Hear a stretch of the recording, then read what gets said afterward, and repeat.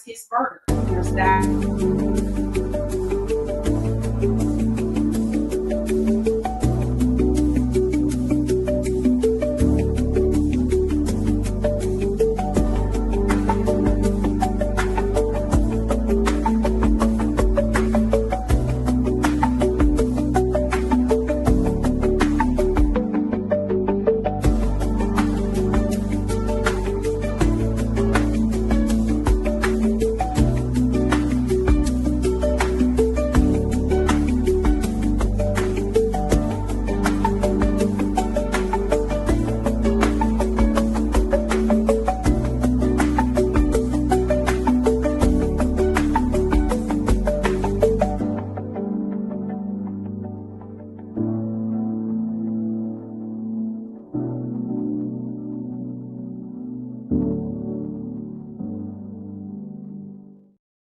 We have been told. That's all we know. And I have another question. What you going to this like part here. This part, shout out to Maine, Epstein files, Epstein to psychologist. He is anxious about returning to his cell because he had gotten marks. All right, what's up, y'all? How my sound is? This is to the psychologist. I had to ignore that bullshit you hear in the background. Bring this up. Guru of Prison Psychological Services here. When interviewed, he stated he still cannot remember what happened in That sounds so good. That's what I'm saying. that caused the marks on his neck. You say it's Ghost or Tariq in Tommy apartment? What you talking? 30 minutes each night because of noise in shoe. He stated he is anxious about going back to shoe because He probably talking about that photo that I already came because somebody else asked me that before. Fucking tacos in the house. It's another document here. 2:15 a.m. July 23rd, 2019. Inmate state his cellmate. Nah, this ain't CNN. This some of the hoochie name, Sabrina something. Now let me tell you something. Okay. The prison system is a hot mess. In the prison system, What's up with you though, Ghost and that it bucket? has not been And uncommon Kenny. to have inmates work together with guards, to have guards work together with inmates, and all of them together to work together with powerful people to get rid of somebody. That's not a comedy. That's not just a movie. That's not just Law and Order. That's real life. Yeah. But the question that I have had for quite some time, Girl. and others have been wondering this as well. How do we know? Oh shit, let me go do that real quick. I just noticed something. That Jeffrey Epstein is dead. Girl. Hell no. That nigga live as hell. And we have no proof that nigga is dead, girl. Jeffrey has. Do we have any proof? You know, it's like when I'm watching a thriller, and I love to watch thriller movies. One folk gave him a slap on the wrist and said, "Hey, just go chill out." And all of a sudden, said character. Like, oh, how do we know if they're dead? Their body, you know, later on in the movie, turns out they're alive. Like, surprise. How do we know that? Does anybody, do we have any proof that Jeffrey Epstein is dead? And here's the reason why I'm asking that question. Check this out. Yeah. The next one. They don't assume that he killed himself. In 2019, Whitney Webb reported U.S. Ambassador to Austria. Yes, sir. JP is definitely dying. This coming episode. Absolutely. Nigga up out of here. Containing Epstein's photo, but issued under the name Marius Robert. We still haven't seen that photo play out. I sent you way before the season aired with Tommy, Vic, Diamond, and Bobby. Recently said, Oh, I gotta go back and look and see what which photo you talking about. Anti-Israel candidates should be crushed. Yes, sir. We got an early. Do I still think Marshall died? Nah, I don't change my mind on that one. I'm gonna go ahead and hold my ear. I don't think he is. He probably gonna be part of that legacy shit. They also went on to show this on on Good Morning America. Look, I'm going to show you. They even showed it here, surprisingly. Dropped in the middle of the night by the Justice Department, many of them emails that have never been seen before. What's good, Heavy? Hey, Under pressure, the I may have found the time zone where a time period where your boy Michael can't troll. I ain't seen them yet. Normally he be in there before everybody else. He was arrested on charges of sex trafficking minors in 2019. An unidentified person already in pursuit of potential collaborators, writing, "When you get a chance, can you give me an update on the status of the 10 co-conspirators?" In a July memo, the DOJ stating flatly there was not enough evidence to warrant prosecuting. Yeah, that's why. That's the reason why I changed my mind on it. I'm like, yeah, it would make more sense for them to kind of keep them. Other emails show prosecutors pressing repeatedly to interview former Prince Andrew, who sent a written statement and never sat down with investigators. Then this email mentioning President Trump from a federal prosecutor in Maxwell's 2020 case, writing, "Obtained flight records reflect that Donald Trump traveled on Epstein's private jet many more times than previously." You said Vic makes it to legacy. How you know that? During the period we would expect to charge in a Maxwell case. Trump and Epstein had a decades-long exactly, man. That's why I was like, this must not be the part of his time where he able to come out and do that shit. Maybe he worked during this time. You said King Ugly out of jail this episode? Yeah, he absolutely out this episode. Even reported it on Good Morning America. So you got Shanti as well. So here's the thing about Shanti, and Christmas Council. I'm pretty sure everybody already figured that out. That this is relating to who gets killed this episode. So, so about Shanti though, I mean, I can't 100%, guarantee this because I don't have 100% confirmation. But apparently, No Label normally is pretty credible. He shared a photo that he said was part of an exclusive photo from episode 9, and he said, and it was a picture of Shanti and Tommy. So it seems as if that he makes it. So I don't know. I mean, she makes it. And you got to think about all the people that he was connected to, the bankers like J.P. Morgan. Hey, that is funny as hell, bro. That man ain't playing with nobody. How can you afford to do that shit? That's what's funny about it. They had to pay the Virgin Islands in a lawsuit because they, without the money from JP, that ain't Shanti who diamond the shot. Yeah, stop that thing. Yeah, I agree. It's definitely not her. We watch all these movies, Mission Impossible. We watch all these different movies where people fake passports and fake IDs. It came from somewhere.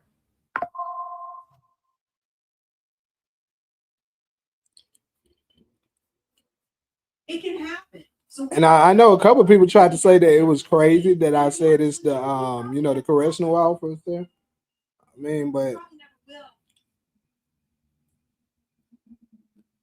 oh shit, yeah, I forgot about this, Golson.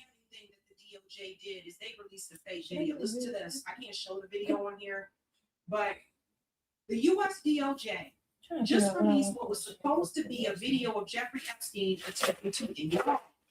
However, it is a fake. Why did the DOJ release a fake video? The most hideously significant scandal of our time is being completely covered over. We are all being played. So, again, do we know that this is who they say it is? Did someone, I think it was my comrade, JB, I think JB did this.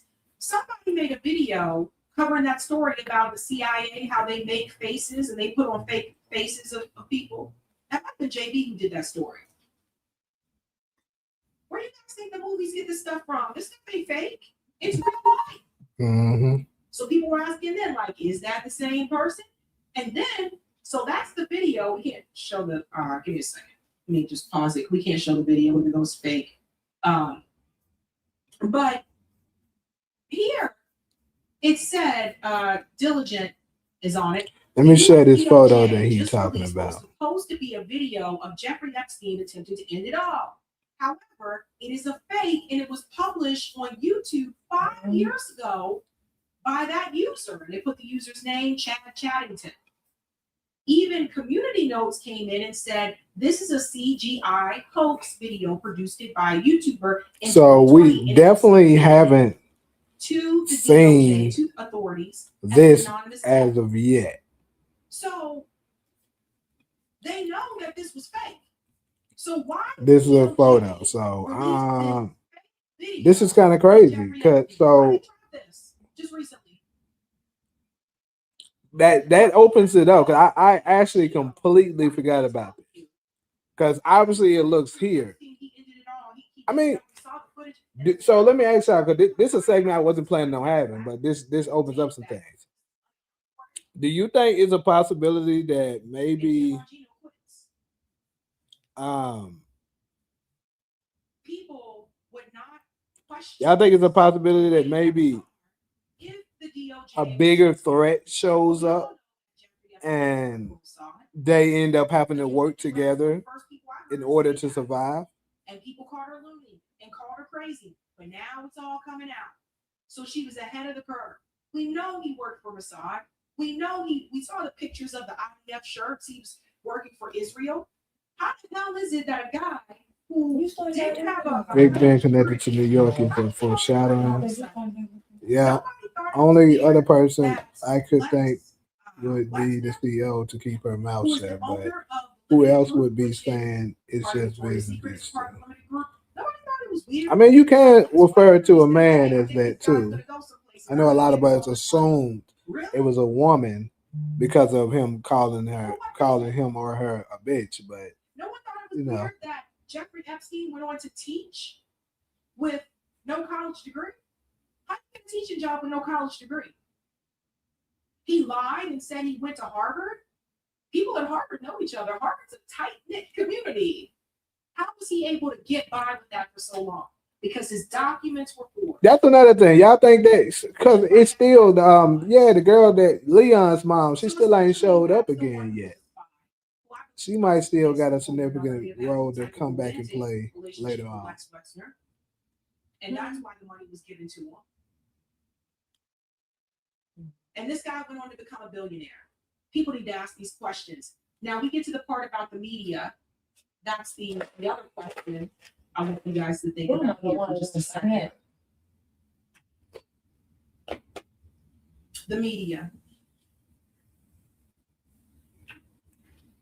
Some of this information has been out there for years. Corporate media ran cover for it. Corporate media is only really talking about this now. Corporate media ran cover for Jeffrey. What do you mean? Look at. And you may wonder, in the why back. would they What are do you that? talking about? Who owns the networks, ladies and gentlemen?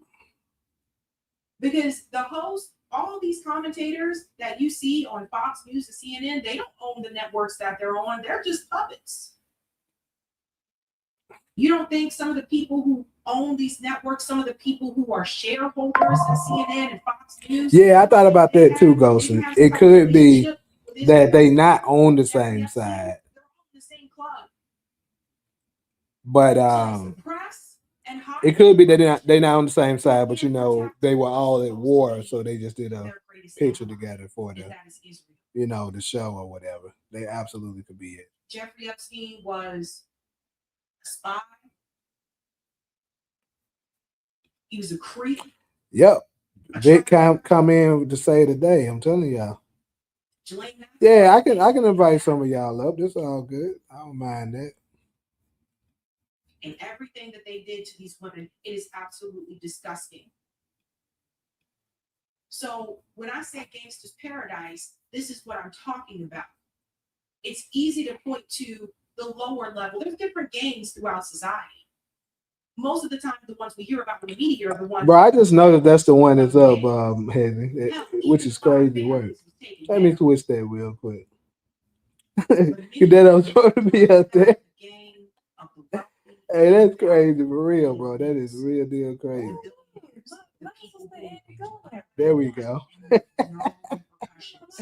How the fuck I didn't notice that? I mean, she got a gun flag.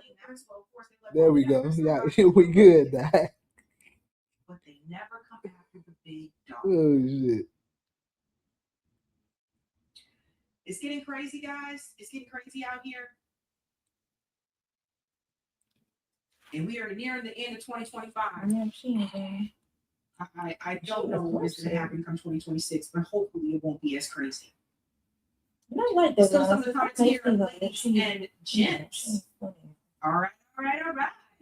Thank you for the super chat, Roger Meadows. It's so hard to think about. I knew the one comes I know. Thank you, Fuzzy Balls. 2 years ago, you would have gotten good money if you would have bet that MJT, Matt Gates, and Tucker would be in a full sprint running away from Israel. So let me ask y'all this, because it's been a lot of stuff going on with a lot of people think King Kilo might be up out of here too. What y'all think of that? Imagine. Janine said the DOJ left his name on purpose. And Fuzzy Ball says Israel smuggled Epstein out of the U.S. Not gonna lie, this might be a smooth live and support don't jump in. Michael support probably got an alert on his phone for whatever support jump in the chat. That is typically when he tends to show up and start going ham like that. Yo, What's up, bro? shit, not much, chilling. I ain't been in a live in a little minute, so let me go ahead and pop up. And if you're new, don't forget to like, sub, and I see them Asians came back, man. let's keep it moving and grooving again. Yeah, and that's another thing. You know, a lot of people like, at least for us, the creators that I've been looking at, including myself, you know, haven't really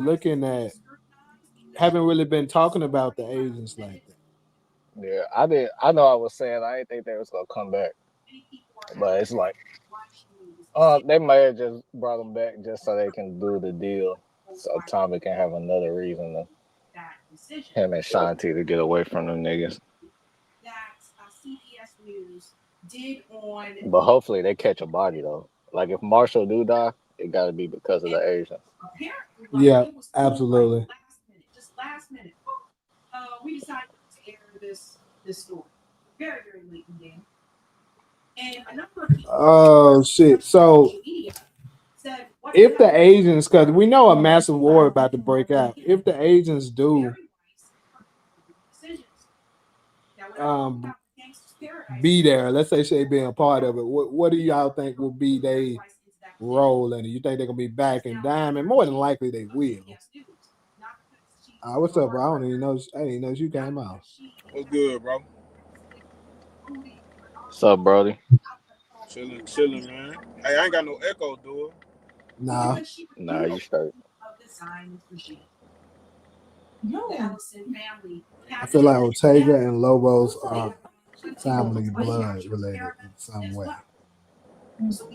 Hey, I think Ortega is the man. That nigga didn't need to live this long, bro. Like that nigga, I think he the biggest threat, bro. Like, cause he's still doing shit. Like he in jail, still calling shots. Even though the hitter he got right now ain't shit. That Titus dude ain't shit. Yeah, that nigga so trash. Yeah, that nigga's horrible. Like Bauer done had some bad hitters before, but this nigga is terrible. That nigga Ortega need to get his refund because that nigga's trash. You know what though? I'm gonna say Titus ain't as bad as the two Italians that Tommy hired in OG. Cause them niggas had Dre, managed to squander with this nigga.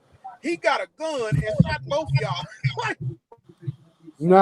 Nah, this one's pretty bad. Nah, he works. They pulled up with switchblades. I'm gonna tell you why both of them are worse. Why Titus is worse than both of them. For one thing, you caught him slipping from behind, and your mission was to kill Miguel. Their mission was to capture. Shit, that's the only reason why it's different. That's why they were trying to, throw the sheet over his head and then tape him up so that they can carry his body out. If they would have just said take them out, and then they tried to do that, then they'd have been different. To do an investigative series. Now we all know that Donald Trump has been pretty critical of 60 Minutes, and this Pink Sneakers was the best hitter. She was taking motherfuckers out. Oh God, she was playing no games. She was serving people. See, Kanan knew how to pick them. It's because Kanan be around them real niggas on.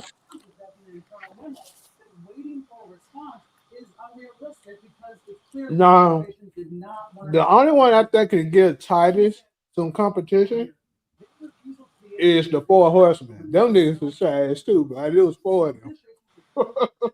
Yeah, just how they was hyping them up. Exactly. Gave them a special name and everything. Talk about the Four Horsemen. Yeah, they made them sound like Ric Flair, Triple H, Batista, Randy Orton. Them niggas was ass. Tommy got them niggas up out of there.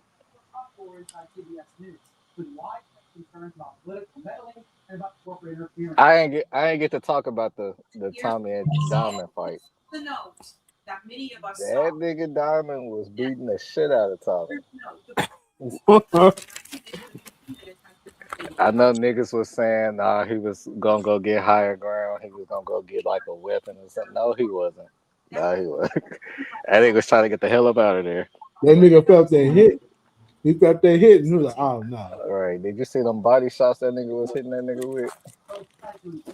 That nigga thought he was going against Joe Frazier for a second. He said, oh hell no. Diamond tried to tell him too though. He said, "This is not what you want."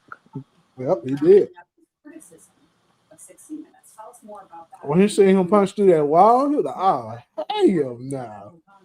Bro, when I seen him punch through that wall, like I immediately thought like Avengers level type threat. Like this nigga moving like the Hulk out here. Very excited to have CBS moving into new hands. But 2 weeks ago, Trump changed his tune. He started to criticize the elephant. Tariq popping up in episode 8, 9, or 10. What y'all think? I'm going with 9. That would have been my pick since the beginning, and I'm gonna stick with it. And D-Mac, that nigga a horrible nephew too. Cause if I get my ass whooped and my nephew don't pull out his gun or something, bro, it's a problem. Nah, I think D-Mac did the right thing, not jumping in. Nah, D-Mac shot a nigga before. You can shoot a cop, you can't shoot this nigga. He made it have his gun though. And think about it. D-Mac always got his gun. He definitely. But D-Mac always got his gun on him. But think about this though. If he would have shot him, bro, look at how many folks was up in there. One of them folks would have got to him first. Probably. But look how close they were to him. That is true. But this Chicago. Now y'all know for having switches, clear the rule. Now, Marshall would have rolled with him more than likely, so he'd have been good on Marshall. But like Bones and Jannard, it would have definitely one of them would have knocked the shit out of his head. I mean, it could have happened, but you know. But think about it though, it's a fight. I'll just bullshit. He's trying to kill him. Now, I believe I'm pretty positive if like he was beating him so bad to the point it looked like he was about to kill him, D-Mac would have stepped in. 60 Minutes had that interview with Marjorie Taylor Greene. I thought that was a really good interview. So who was the group of niggas that was in there in the next episode that's pointing the guns at CBR? So that's I forget the gang name, but what they call the RDs, you know. So King Kilo. Kilo's people, yeah. Okay, that makes sense. That's why a lot of people think that you know King Ugly as Hell gonna die too, because why are they pulling up to you know CBI pulling scraps on them? So they think Jannard took out him as well when he took out JP. Yeah, the pacing on this show is like it's way different than how I thought it was gonna be at the beginning of the season. Because I thought King Kilo would have been out by episode 6 at the latest. Hey, he ain't lying, but Jannard was going ham in that bad, bro. I don't blame him. Shawty was That bad. nigga was going hell in the bathroom, bro. I wouldn't be surprised if Ghost pops up at the end to save Tariq and Tommy. I think Ghost has to be forced to come out of hiding. Man, that's what needs to happen. That's what needs to happen. Yeah, it ain't gonna happen though. One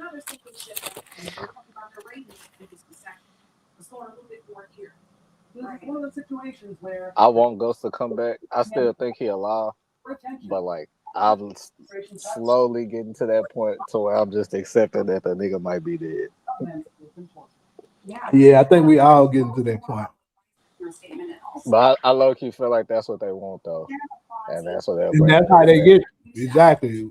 Right when you think it's over, boom, the motherfucker pop up.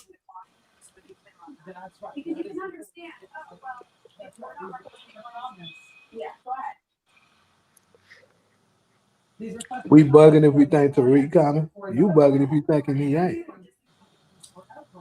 and only broadcast the segment if they agree to be Hey, amount to a kill switch. However, this ain't got this is a little bit off topic, but I just want to flex a little bit. Who saw us beat the shit out of them Lakers last night?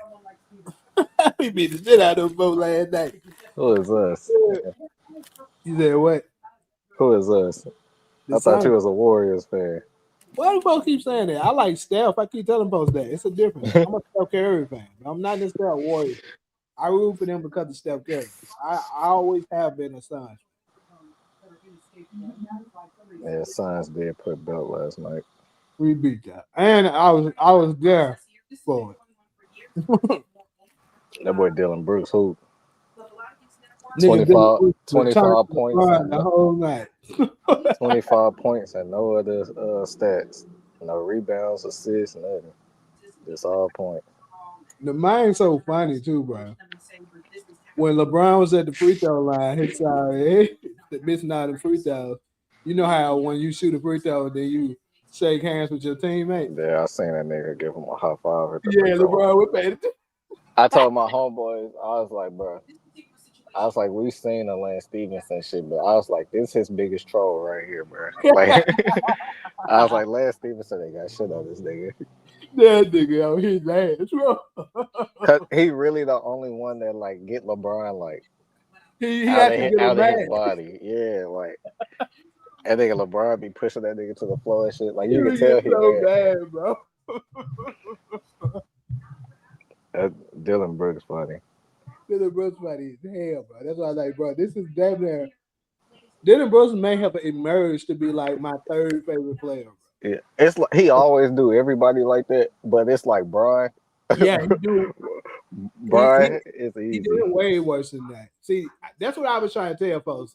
I ain't about to turn this into a NBA debate thing, but I was trying to. That's how you know that this nigga is not the GOAT. I don't give a fuck nobody say, because your players, your peers shouldn't be disrespecting you like that. They should have a certain level of respect that they wouldn't do that, but they don't have that for him. Like he don't do that to Steph Curry like he does that to LeBron. He tried to do that to Steph one time, but Steph busted him. He physically like try to hurt Steph Curry. Like true, but this is the thing. It's all that escort troll and shit he be doing. It's like because he said it 2 years ago, right before his last year with Memphis. That was like 3 years ago. His last year with Memphis, he was saying he don't respect nobody until they come out there and give me 40. That's what he said. And LeBron never did that. So that's why he keep doing it to him. Steph gave his ass 40. So he left him alone. He said, all right, that nigga fucking me up. I don't believe him alone. He don't do Kevin Durant like that.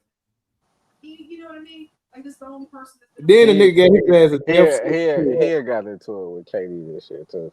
I seen him get into it with KD. KD be letting everybody get in his head though. So that ain't really nothing new. It's easy to get under KD's skin. He just got into it with somebody the other night. And he started talking about that nigga girl. You said you thought I was gonna go live after the game? I should have, bro. I definitely should have, just to talk shit. But you know, I was like, you know what, I'll let it go. You reached out to so-and-so, they had no comment. But anyways, though, back to the. I'm gonna go ahead and go to this next one. Let's go to these betrayals because I think that's something else that's gonna happen. I think for sure there's going to be a major betrayal. I feel like every great season, especially when it's towards the end, a major betrayal that you did see coming has to happen. The question is, who is it gonna be? Next segment. That's but Barry Weiss pulled this to Like it could be Jannard betraying Diamond. Even though I don't think that's me personally don't think that's gonna happen, but hey, it could. That's the whole purpose of this. One that's surprising that we don't see coming. And then it could be Shanti could end up waiting to the end, you know, looking like she's gonna be down for Tommy and backstabbing him. Or maybe Tommy could do that to her. You feel me? And Barry Weiss is just one of their puppets. Let's go on to this. Why would Tommy go to Chicago unless he knew Ghost was there besides his family? Well, he did have family members there in Chicago. Remember that.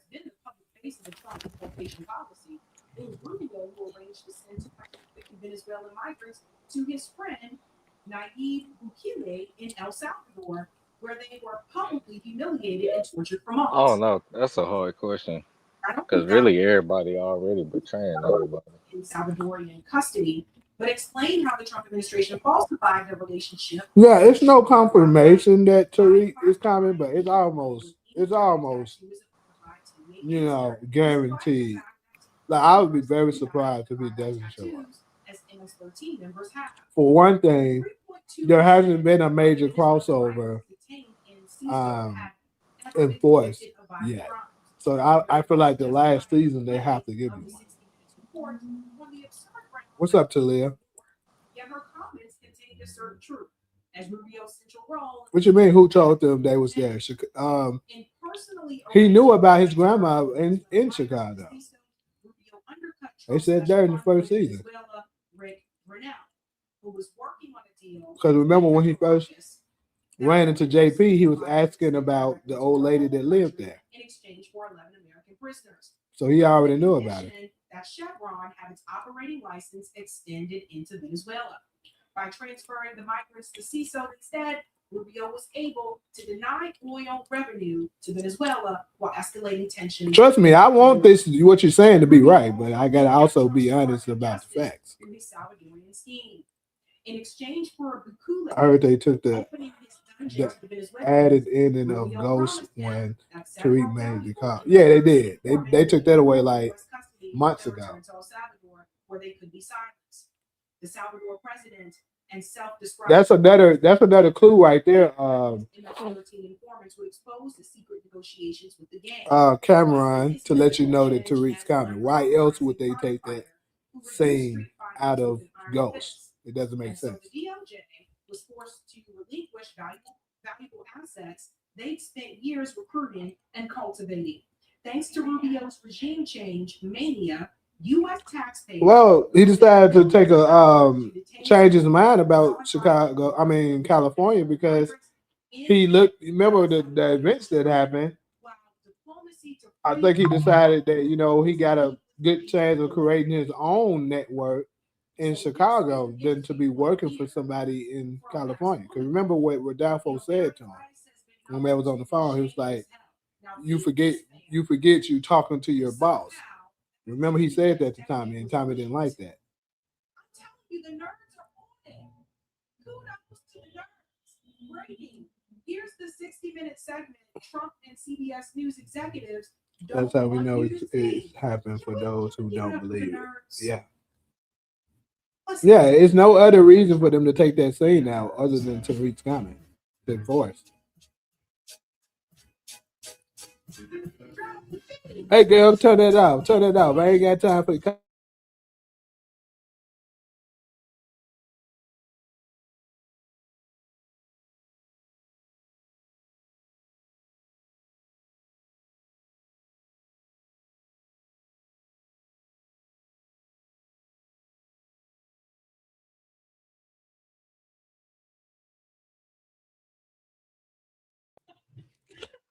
I really want to put an end to this little hoochie talking right here. I'm about to do it. Solo got this bullshit playing. Her outlet, the Free Press, was spoken about the mega prison Trump has. Ooh, I didn't mean to do that. My bad. I meant to just pause it. That's much better.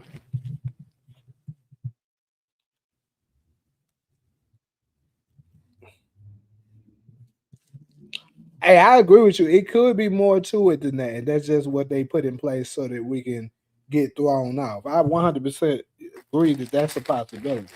I'm just giving, some suggestions of reasons that it could be.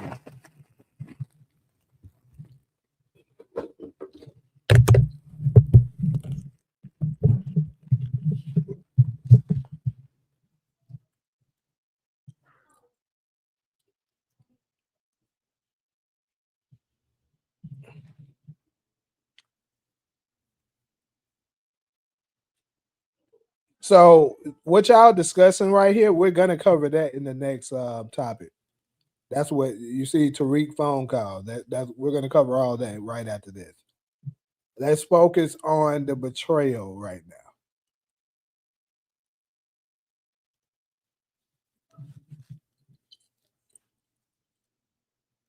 And we're gonna cover the spin-offs on the very last one.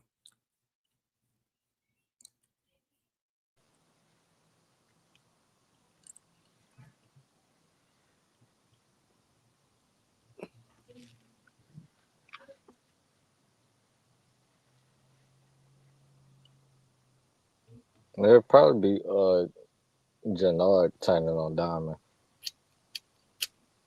We've seen him do it before, or vice versa. It could be vice versa. I honestly don't think it's kind of crazy. I don't think Jannard will turn on Diamond, but Yeah, I because think it's a possibility that Diamond could turn on Jannard. I'll give y'all the reason why. I mean, they could have been just pulling our legs on this one, but I think they generally was telling the truth. They were saying when they was out getting this interview from this lady, what one word could describe you guys' character? And Jannard's word was loyal, and Diamond's word was choices. If you ask me, so far, both of those words have described their characters to the T. Because he said loyal. So far, Jannard has been loyal to Diamond.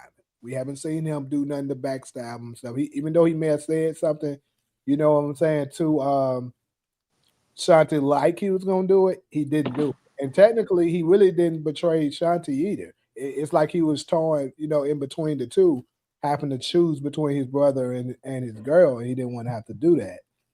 But he didn't necessarily betray her.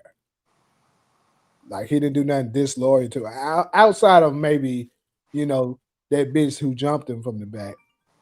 But that wasn't his fault. That bitch jumped him. That shit's still funny, bro. yeah, that was a crazy saying. It's not even But yeah, and then Diamond, he's been having to make choices, hard choices, pretty much this entire season. Like, even though he ended up siding with Jannard over Tommy, he didn't want to do that. But he felt like he had to. He had to make a choice, so he chose his brother. He didn't really want to do the fentanyl shit at first, but he had to make a choice. You know what I'm saying? He constantly making choices. Are you making good choices? Probably not. But he had to make choices. So this is my thing. The reason, going back to the original statement, I don't think for those reasons that Jannard will betray Diamond. But Diamond, keeping in mind his word is choices, there may be some events that takes place that in order for the betterment of himself and possibly the organization or something like that, because keep in mind, Jannard back on that pot, back on that stuff. So he could be out of the control so much to the point that Diamond is not going to be able to deal with it. And he has to take him out. That might happen. So that's why, in my opinion, if someone betrays the other, it'll be Diamond, in my opinion.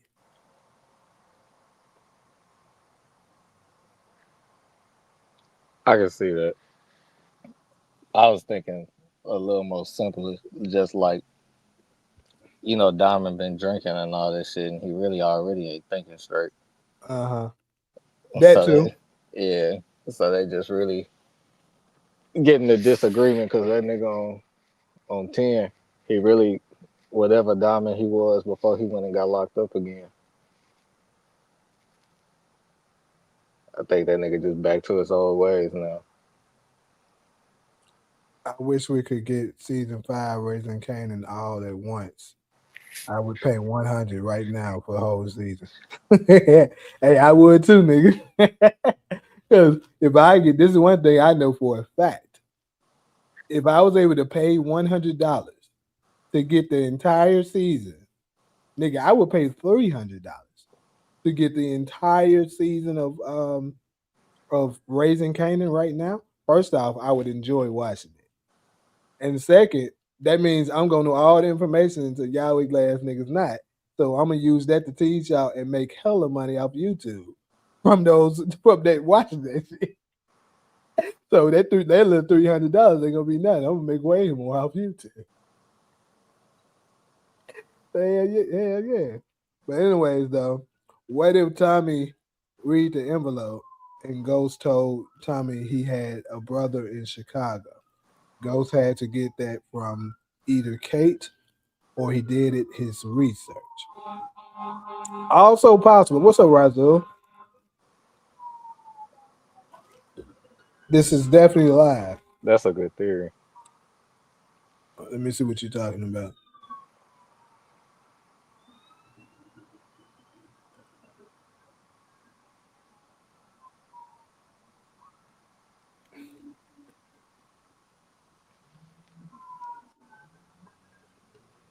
I swear to God, I'll pay $100 for season 5 right now. Yeah, everybody would do that. Yeah, that's a little easy, honey. I hate that they doing it.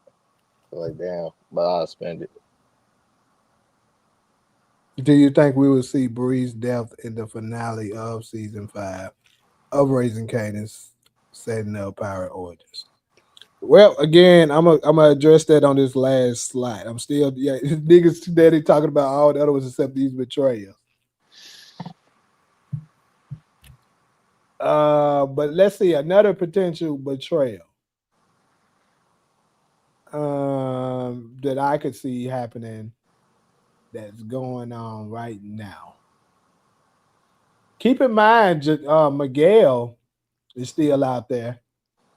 I think Miguel, me personally, seems to be a person that's kind of loyal, but at the same time, though, he did snake Che's son to become the leader of the Insane Princess. So that there kind of goes against me thinking he's loyal. So, but I just don't think it makes sense for him to do something against Tommy at this point when he literally was risking his life to do it this time. And he could have just let that booty ass hitter try to kill him.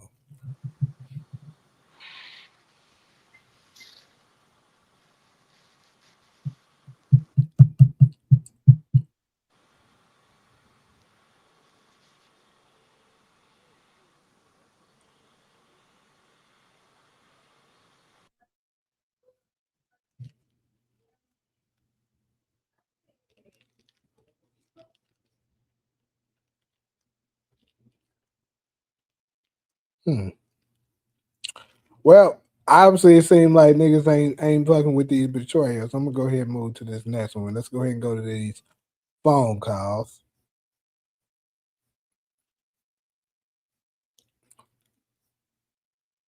Oh shit, that ain't even the right one. 1 second in that.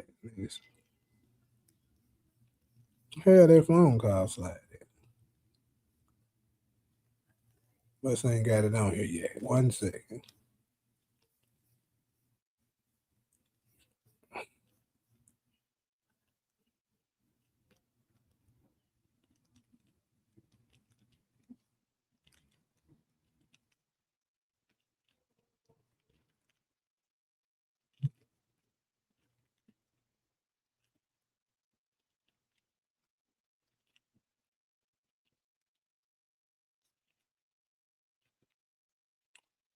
I did do that shit. That's so fucking crazy.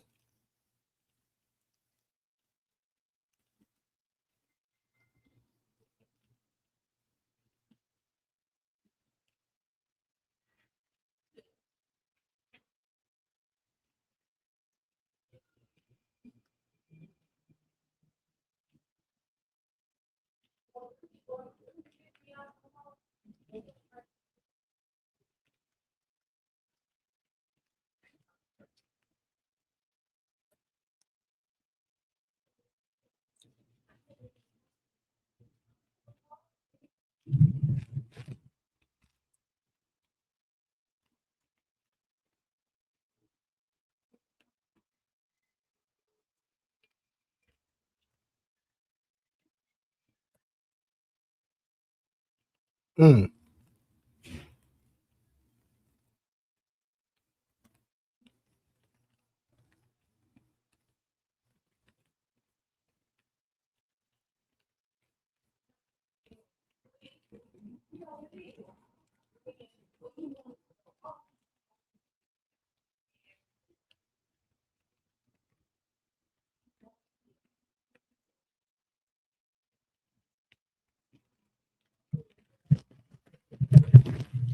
All right, my bad.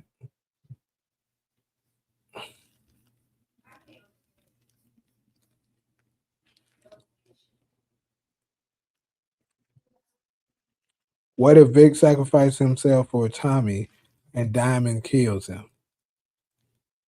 Diamond has the numbers and manpower to track down and neutralize Vic. What if when Agent White Man told Vic Tommy was a lone wolf? Wolf at 2. When Agent White Man tells Victor that Tommy is a lone wolf, he realized that he's in danger because Tommy is out and CBI knows that he's a snitch. He could give his life to save Ray and Tommy. Ray, but I don't know about sacrifice his life for Tommy. He knows Ray would be safe with Tommy because Tommy let him live despite being a snitch. I don't know about that connection, but I do think it's something that he could do to put kind of save Tommy. I think that's a real thing. Hello, everybody. Welcome back to the podcast. Today's guest, we have a special episode, a Christmas special. It's going to be Cliff and Stuart Natural. We're seeing 3 black Israelites. I sure about to say, who is the ugly ass nigga you listening to?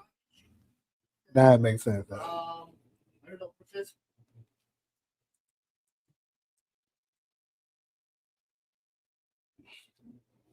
Episode. So if you guys want to introduce yourselves in case anybody doesn't know you on that one, maybe what you guys believe in. But anyways, though, people, the phone call with Tariq, right? So this is a hot topic. A lot of people are somewhat questioning whether or not he's even going to show up at all. Some are questioning how it's going to happen. Is Tommy still going to make the trip to New York? Things in that nature, right? Support, what's up? So this is the thing. On that, they just care to make it clear that Jesus is black.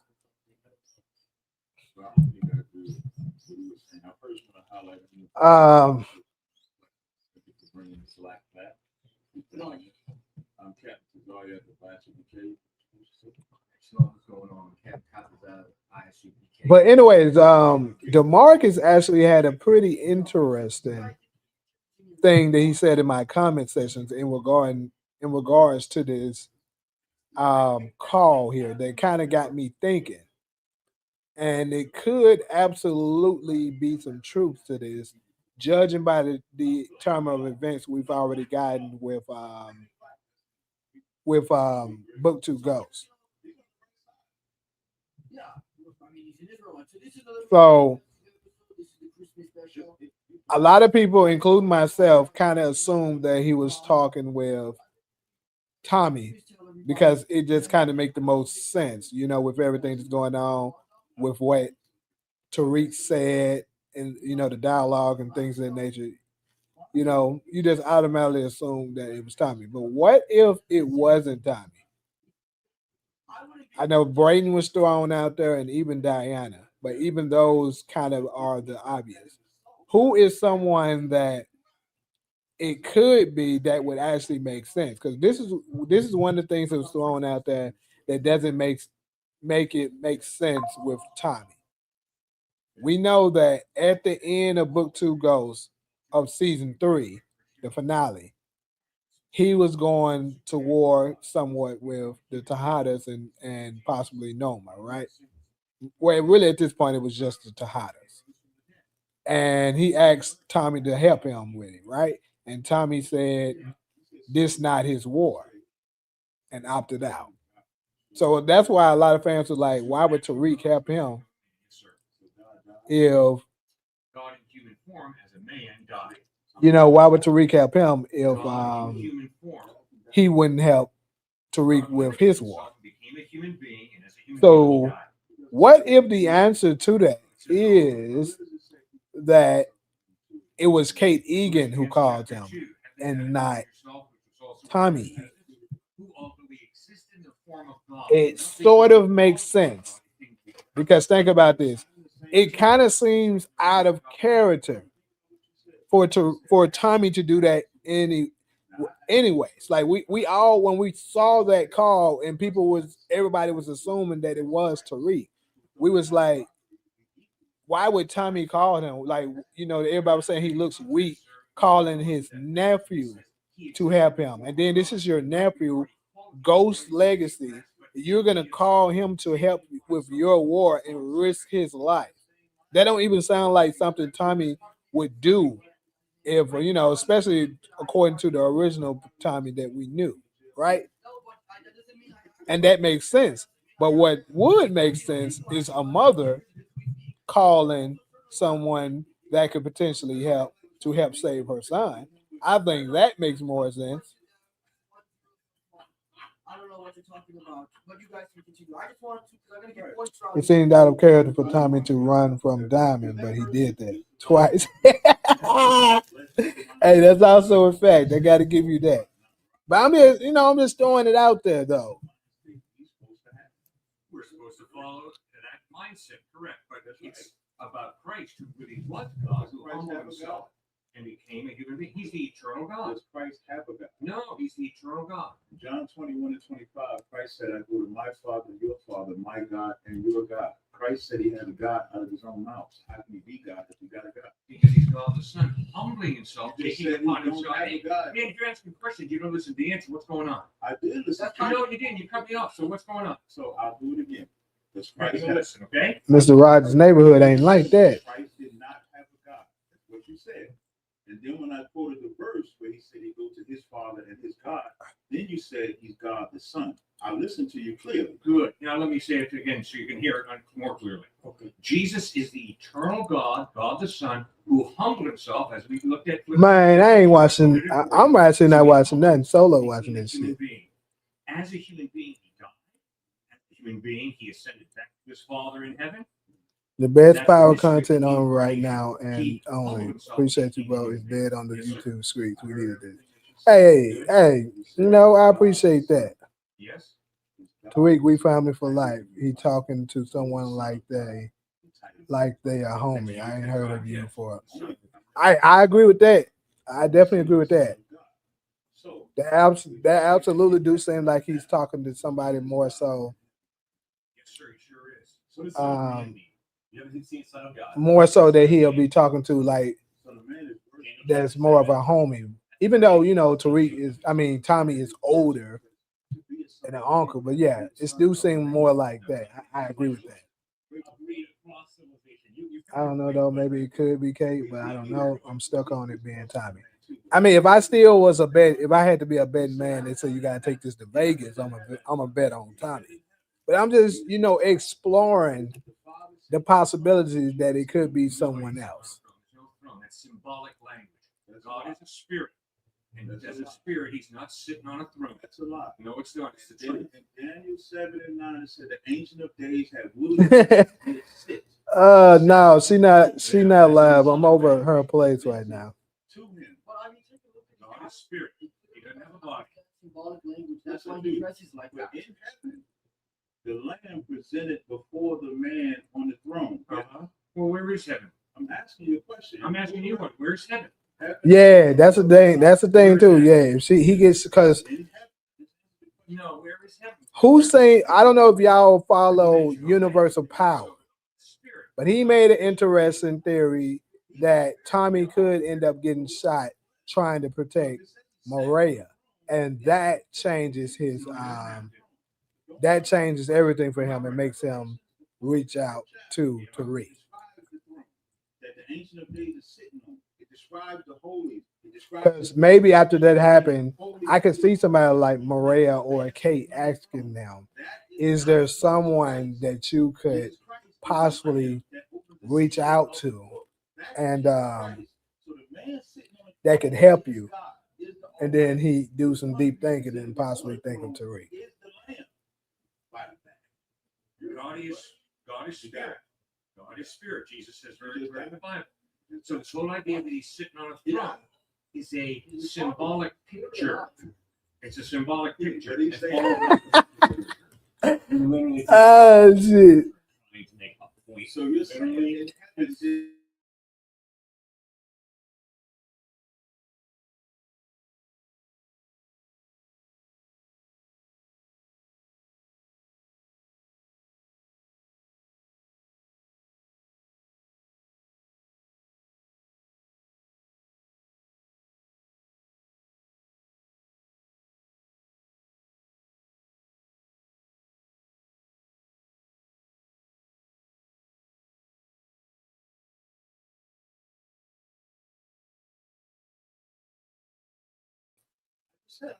Not stage. That's funny. All you're doing is They said that me and damn, I got the conversation. Me and Jamie be arguing when we be arguing on the live. That shit be staged. What they don't like you? and what was heaven? I don't think you know an answer. We make it look real, I guess. No, we really be disagreeing. Nah, it be real. Yeah, it be legitimate disagreements. It just Not that shit be staged. Not that we be. Not that we be staged. No, I think that y'all think that when we disagree that it's personal. yeah, it's never personal. Most of the time. Other one he say some dumbass shit. Then it's personal. I think you say dumbass shit all the time. What you talking about? I have the most intelligent thoughts. We know that's good. from the Bible. About the door. I thought that was pretty good. You said you need it. No, I'm saying, no, wait a minute. He just started talking about some white Not stuff. This a long day off work. Christmas can't come quicker. This episode better be fire. I know how Power be putting on roller coasters. Yeah, like I said, I called it at the end of episode 7. I was like, bro, guaranteed episode 8 is gonna be a 10 out of 10 for sure. Has to be, and I think 9 might potentially be 11.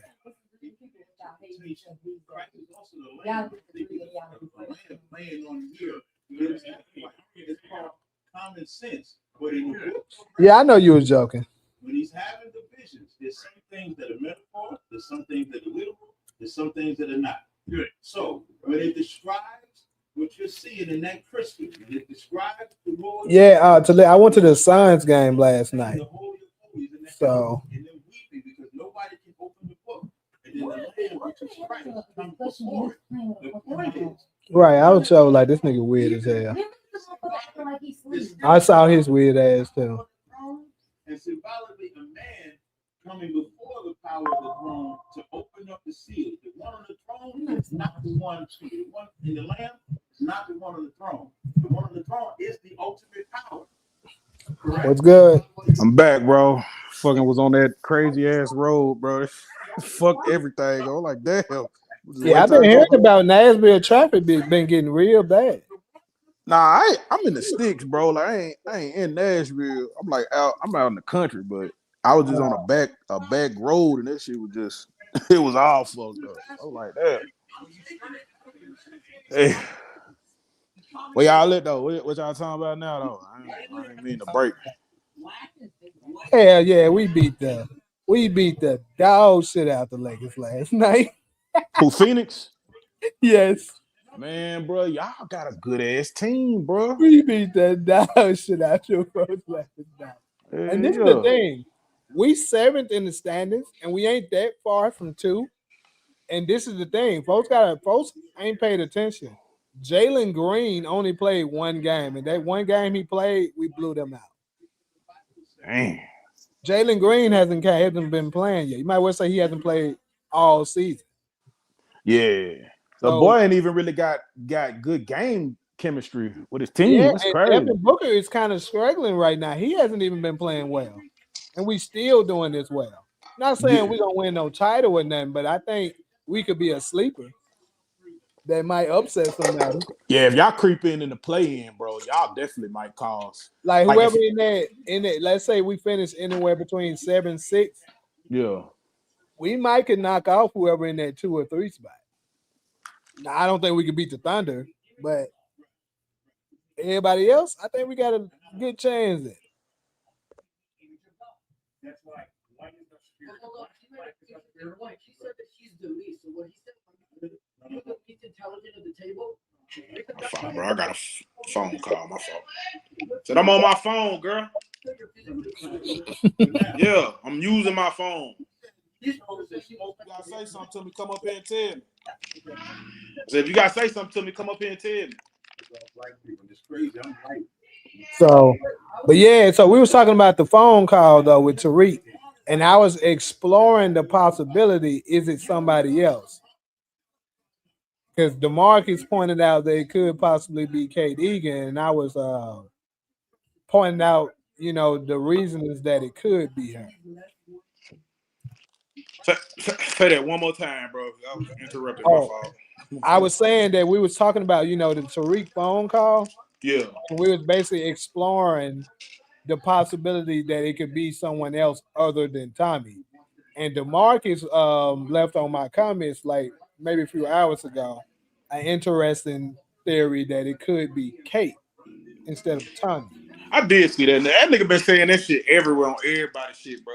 I mean, it just sound weird because of the way the conversation went. Like that's what everybody's saying, yeah.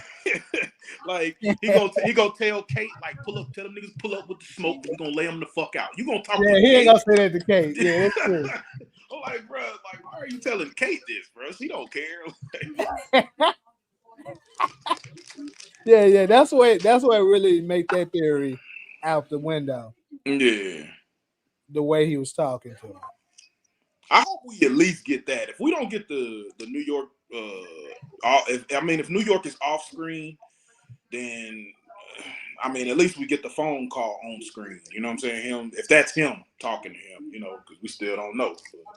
This is a black. But it will be interesting to see, you know what I'm saying, how that shit play out. But like I was saying before, man, Tommy, he's got alliances, but his alliances are it's like a wet napkin, bro. Like you can't really do too much with it. Like it's like nigga, you can use these people, but like your biggest trump card, you just killed her.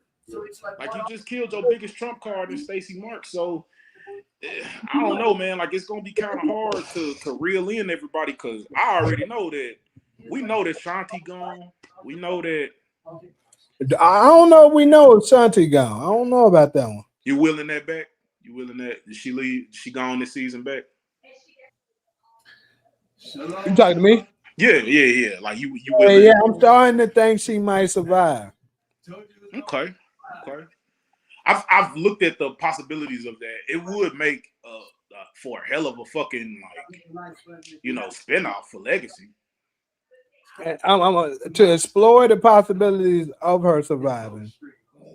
Because I would bet I would bet a lot that she don't die tomorrow.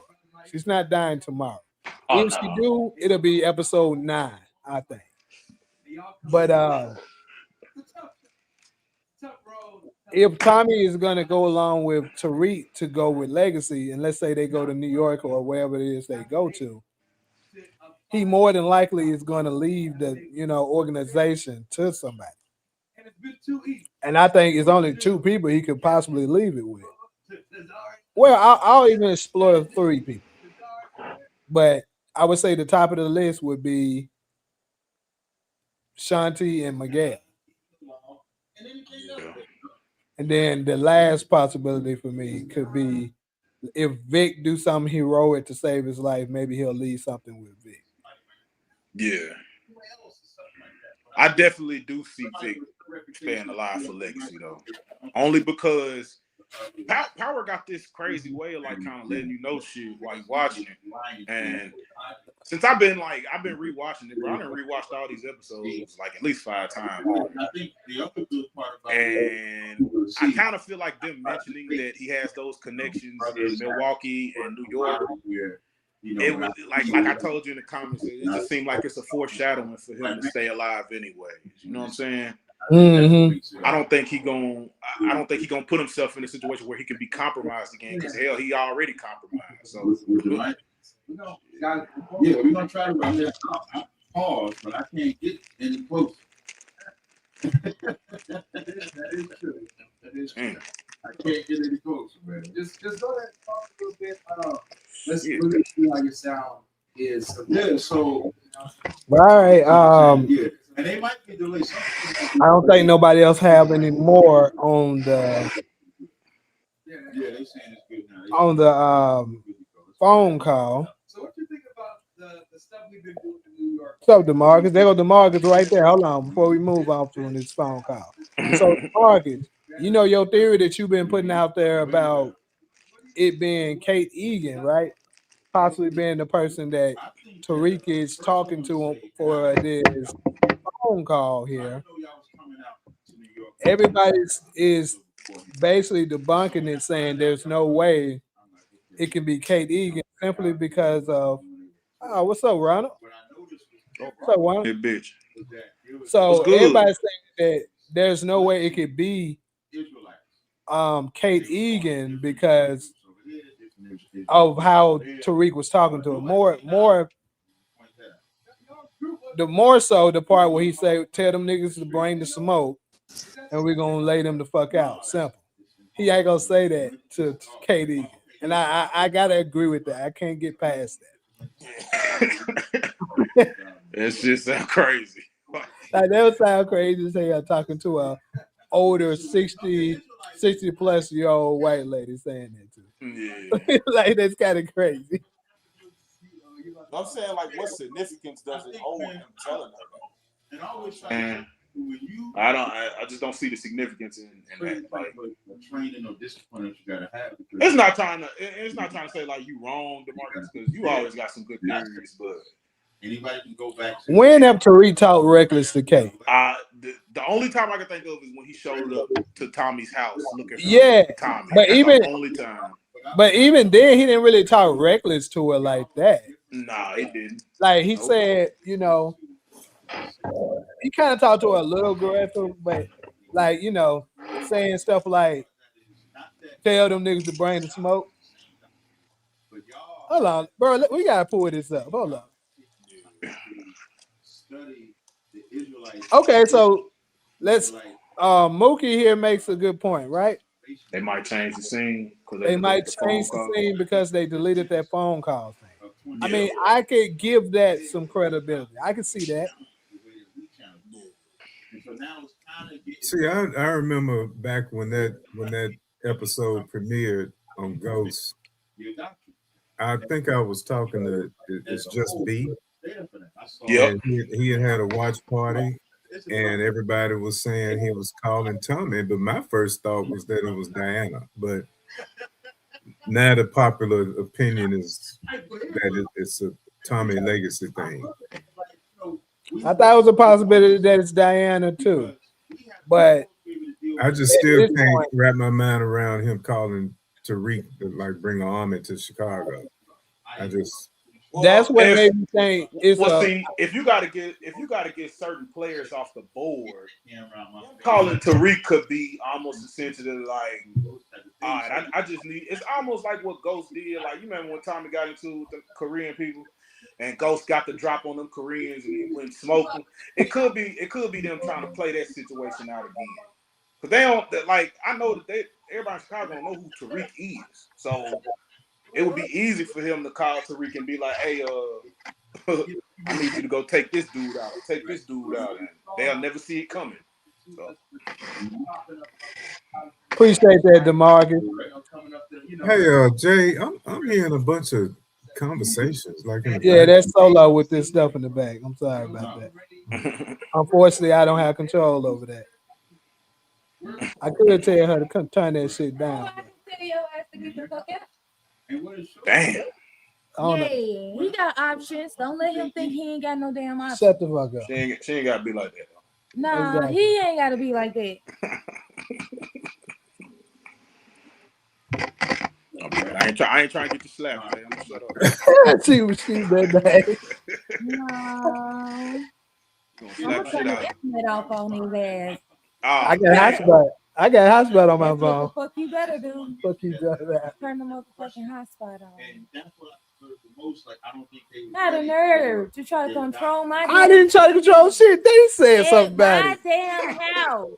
How you gonna control my TV? I didn't at say my house? shit. And you turn that motherfucking heat out. It's hot as fuck in here now. I'm definitely not controlling it.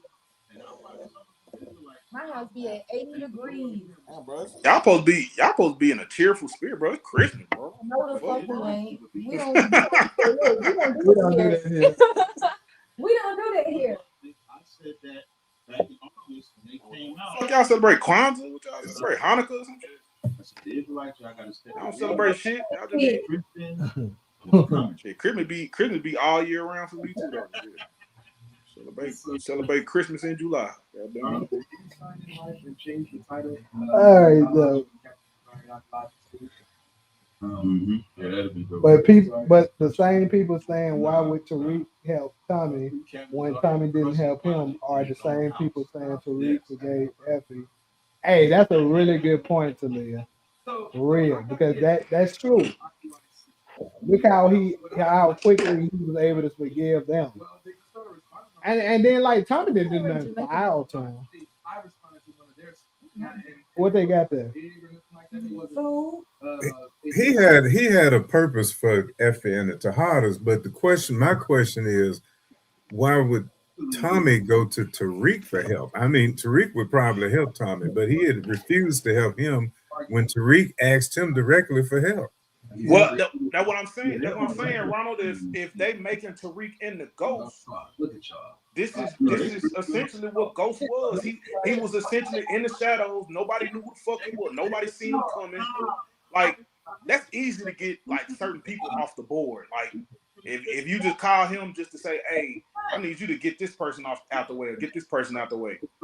To the extent of the conversation, we don't know. We don't know if that's Tommy, to be honest. You know what I'm saying? We just assuming that is, but in the way that everything is going right now in force, we would assume that's Tommy because he really ain't got much help.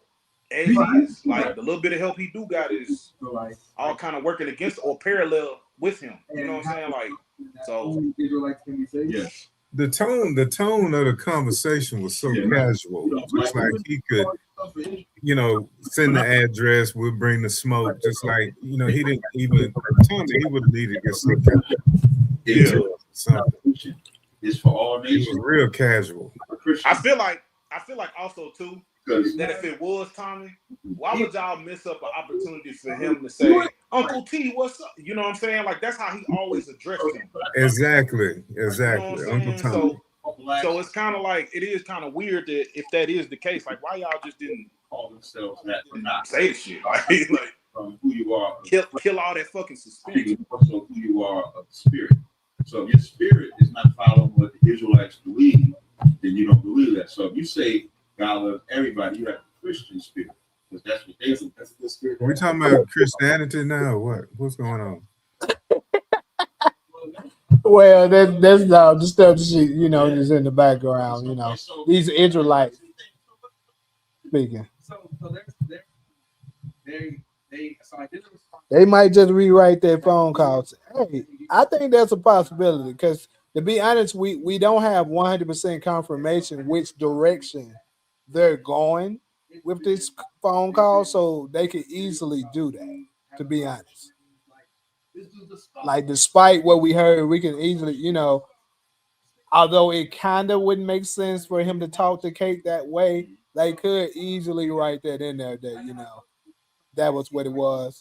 Maybe even tweak it a little bit to make it look like, you know, seem more like, okay, yeah, that was Kate he was talking to. You know how quick people's attention span are. And then even if you know, the real hardcore power fans like ourselves don't look at it that way, casuals won't even remember what was said. You right. They'll be like, oh, okay, cool. That's who he was talking to. And that's gonna be the end of it. Yep. The casual power fan probably don't even remember the phone call scene though. I was just about to say that. You just beat me to it. The casuals don't know. A lot of them don't know that's there because they turn it off soon as the credits start. You know, soon as the shit end, they turn it off. They probably didn't even watch it that long. Mm-hmm. That's the same reason a lot of people didn't see that 1996 at the end of Power. Yep. They didn't know right. that was You're right. Yeah, I've always watched credits and movies and everything. Me too. I always watch it to the end because you never know what you're gonna miss. And I ain't gonna lie, when I ended Power, bro, I had to go back and rewatch it because when people was like, I started getting like in the social clubs of people talking about it, they was talking about their scene, and I said, "What the fuck scene are they talking about?" So I went back and watched. I said, "Oh, that's what they talking about." I was like, "Damn, I missed that whole shit." I was like, bullshit. That's how I knew Kate was in Raising Canaan because of the credits. It actually said a Kate. Mm-hmm. Yep. Hey, DeMarcus, I might do a video on it, but you know, if I do, I'll give you a shout out for it. You know how I do. Bro, that's the game, bro. Like we talking about Power, bro. Like if you got a theory or something that sounds good, because I ain't gonna lie, I done went back and started listening to everybody. Everybody got the same goddamn theory right now, bro. Everybody said exactly what you said, Jay. About I was first. That's all that matters. I was first, but ain't none of them gonna say that. They ain't gonna say that shit, and you know they ain't. And I was like, damn, I could have sworn I heard my boy say that shit. Like he was like one of the first people. You know what I'm saying? Like, I'm like, bro, like, I don't know, bro. But everybody is kind of running with the same theories and shit. Yeah. I only go with the same if I see some logic to it, but I try to different. But like I said, if I think they stuff is interesting in it, the first thing I'm gonna do after my intro is I'm gonna say shout out to whoever it was that put that in my attention. But you know, niggas, I don't know. It's for some reason niggas think it makes them better when they say that it was them who came up with it. And I don't even know if that even holds much weight, because if I can go to several different channels and hear the same goddamn theory, nigga, somebody's stealing, nigga. You know what I'm saying? Like, or either all y'all niggas is copycatting each other. Which one is it? You feel Hey Dexter, you 100% right. That's exactly who started making me watch credit. I'm not gonna lie, because the Marvel movies, yes. The Marvel movies, yes. Because I ended up not watching it on something, and I didn't know some information, and then somebody told me. This was like years ago, like over a decade ago. They was like, yeah, but everybody know once you got to watch the credits so you can know what's coming next for Marvel. I said, damn, I never knew that. And ever since then, I started watching the credits of everything. In a Publix on Shout out to Marvel for that, bro, because they made shows like we're gonna get our money's worth. We say the movie is 2 hours and 36 minutes. We're gonna be in that bitch 2 hours and 38 minutes because we're gonna have extra. Yeah. Stuff like that. We that's what we do. But I'm gonna go ahead and head to this last one down here. And I wanted to cover the best spinoff season. Not overall, but like, and I know for season 3 isn't over yet.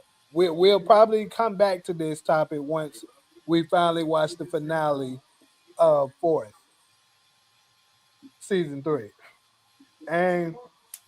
But just currently where we at right now, of all the spinoffs, which I think has been the best season? So book 2 is the only one that's completed. Book 3 obviously still has one more season. And then, Force is wrapping up their last one right now. Yeah.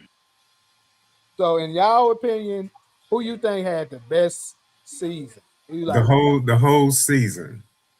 You said who? Not an episode, but the whole season. Yeah, the whole season. The whole season? Oh, yeah. You already know what I'm gonna say. I actually don't. I'm interested to hear it. Season 3, Raising Kanan, bro. It's probably the best season. Interesting. I would see for me it's season 2.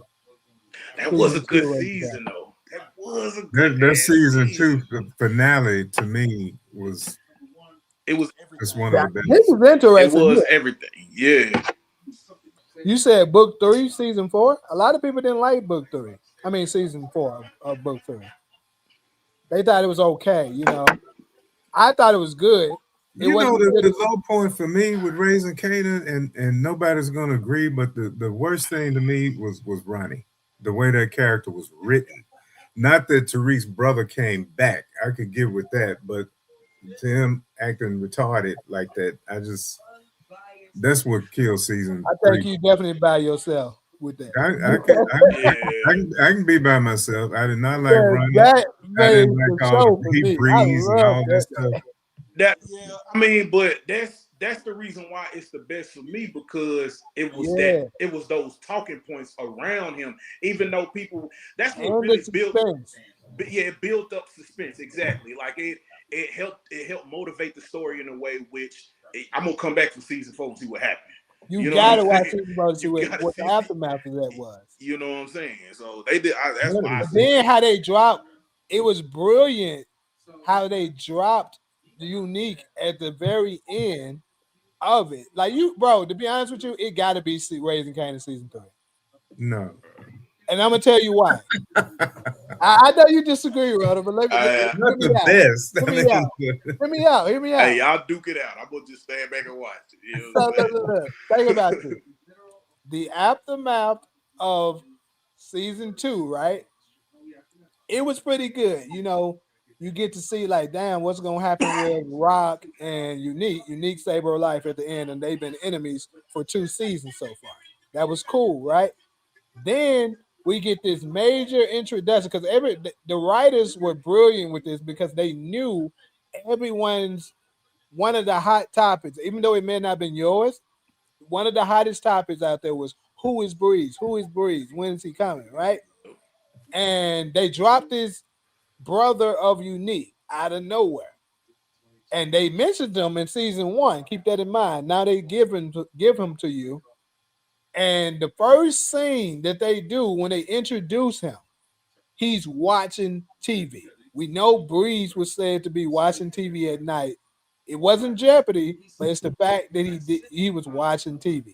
And each episode, they kept giving us more and more with him. He's crazy. He has this special.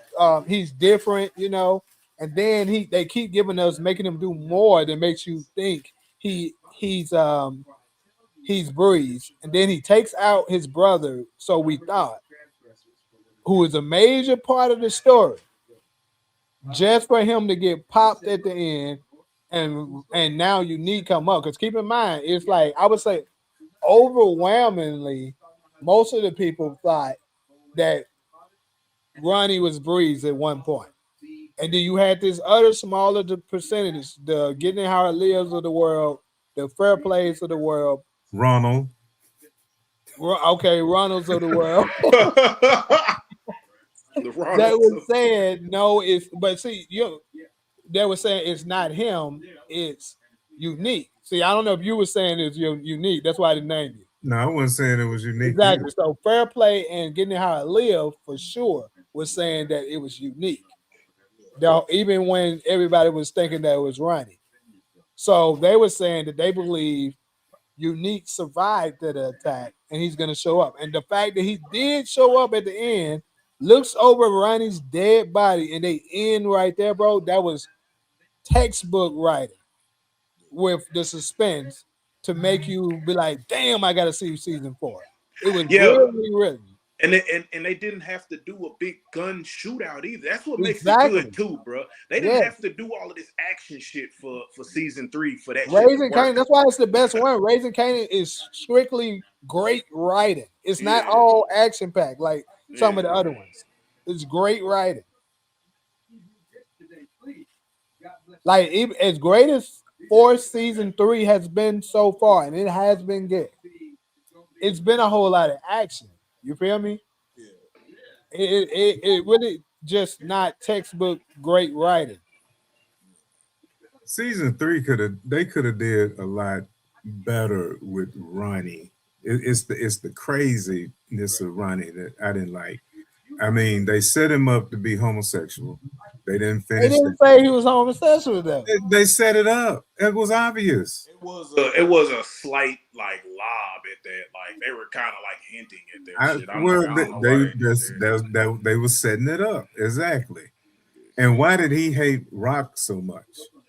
Now we know Rock. We know Rock was covered for this other gay dude. Okay, that was in the streets. Yeah, maybe they'll cover that because that's it was the AJ DEFCON were probably together. We don't even know it was in the dialogue. He probably died from AIDS in prison. It was in the dialogue too, Jay. For real though, like what? It was in the dialogue too. It was certain things that I think Pop either Snaps had said something to Rock. I can't remember the scene, but one of them said something to the effects of, "I ain't never seen Ronnie with a girl ever in my life." That was Pop. Yeah. But she didn't say Ronnie. She said DEFCON. Oh, it was one of them. You know what I'm saying? But Pop and Ronnie had a whole conversation about him and women. They had a whole conversation. Okay. Yeah, they That's did. What I was but the part he's talking about, he couldn't even remember a name. Well, that's common. I remember a lot of the whole name. I remember that when he sat down with them, they was asking him, "You had a girlfriend?" I remember that now, bro. I remember that. Over here.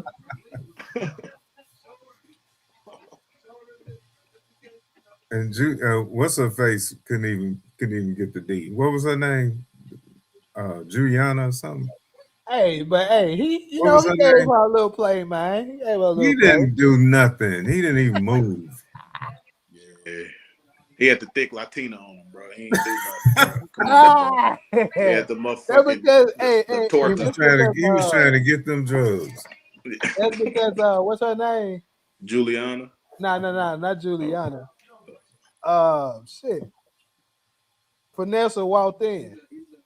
Vanessa did walk in. And then Rock's reaction when Vanessa said he was with a girl. Rock's reaction said it all. Ronnie with a girl?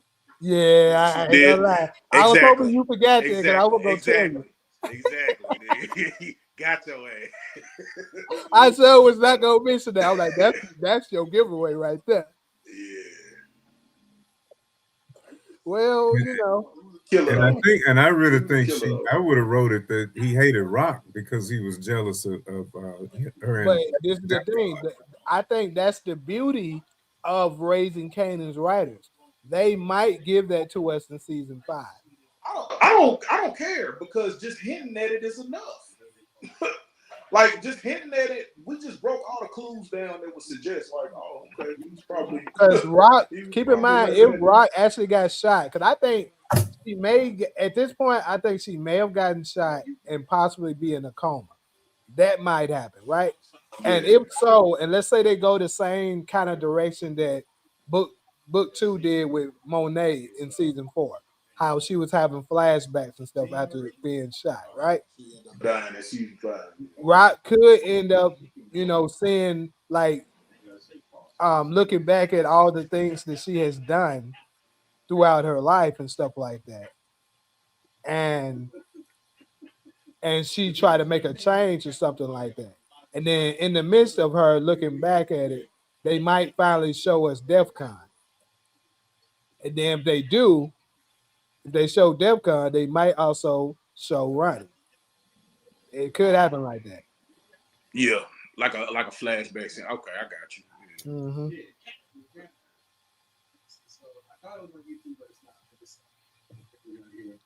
So hold up, Dexter. Are you not a fan of Raising Kanan?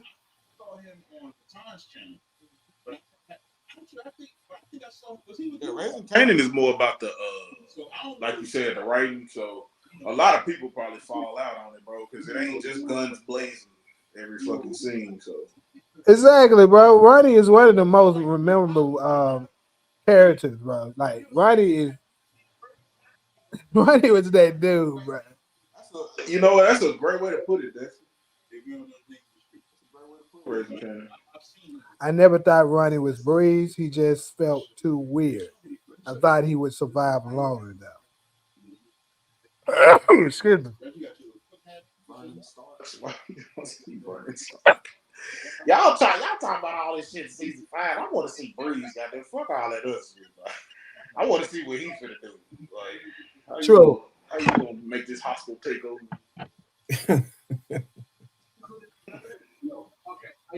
Well, don't nobody even talk about it, bro. Rock. Okay, so look. So don't. DeMarcus, I heard this a couple of times, but me personally, never seen anything that gave me any proof of this statement that you're making here. That, it was supposed to be Unique who died here. And that, maybe they were exploring the possibility that Ronnie would turn out to be Breeze, but he ended up being in another show. It wasn't a movie, it was a show. So do you have any kind of proof of where this was said at?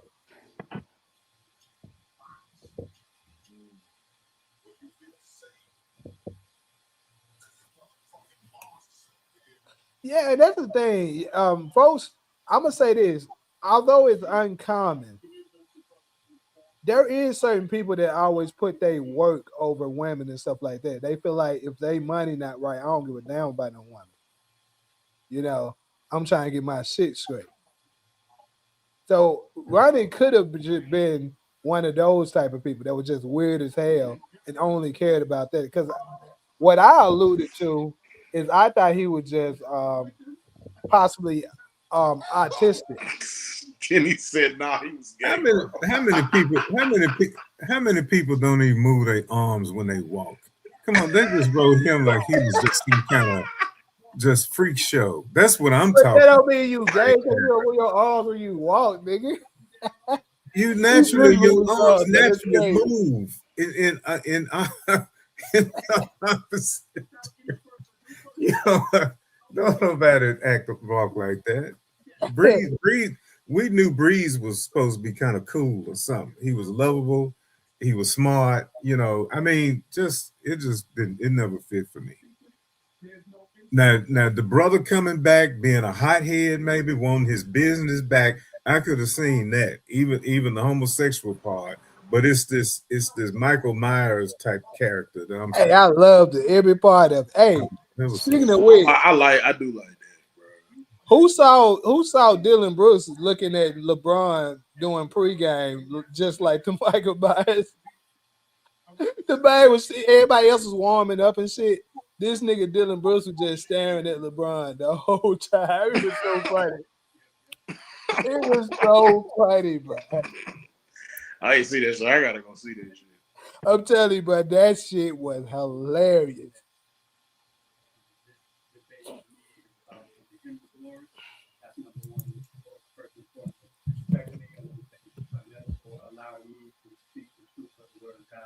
On this platform, I want to say what's up to Cap for taking this debate. I want to see Breeze and Kanan get rid of Snap and Pop. Yeah, that's something I definitely would love to see for sure. Yeah. Hopefully, man. Hopefully, you see some cool shit, bro. My time to go. I don't need anyone to tell me the time. Real quick, because that shit was just hilarious to me. Anything else you would like to say before we get started? Yeah, you know, I'm catching the guy at the bike. Look at everybody else warming up and saying, look at this nigga.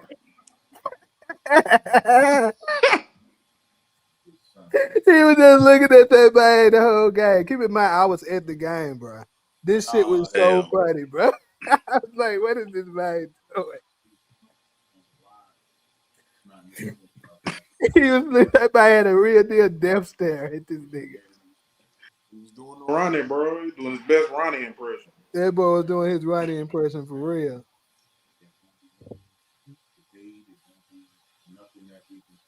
How come Unique didn't know Ronnie wasn't in? See, that's my thing. See, look, that now I gotta appreciate you for reminding me of this, Dexter.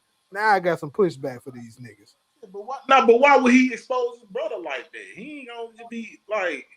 But now this is the thing. You pay attention. He put the girls on him, right? And then once Ronnie reacted the way he reacted, he looked at him like confused. He's like, damn, what's good, bro? Like, there's no way you didn't know your brother was gay, bro. You around this nigga every day like that. That was his own denial. That was Unique's own denial of the truth about his brother. No, bro. Maybe, bro. I mean, no. Yeah, you don't want to believe no shit like that until you see it for yourself. No, bro. Then you still don't want to believe it.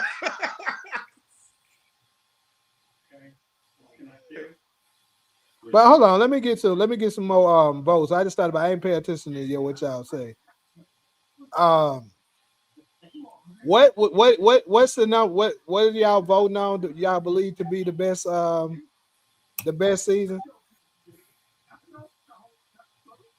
What you voting on, Ronald?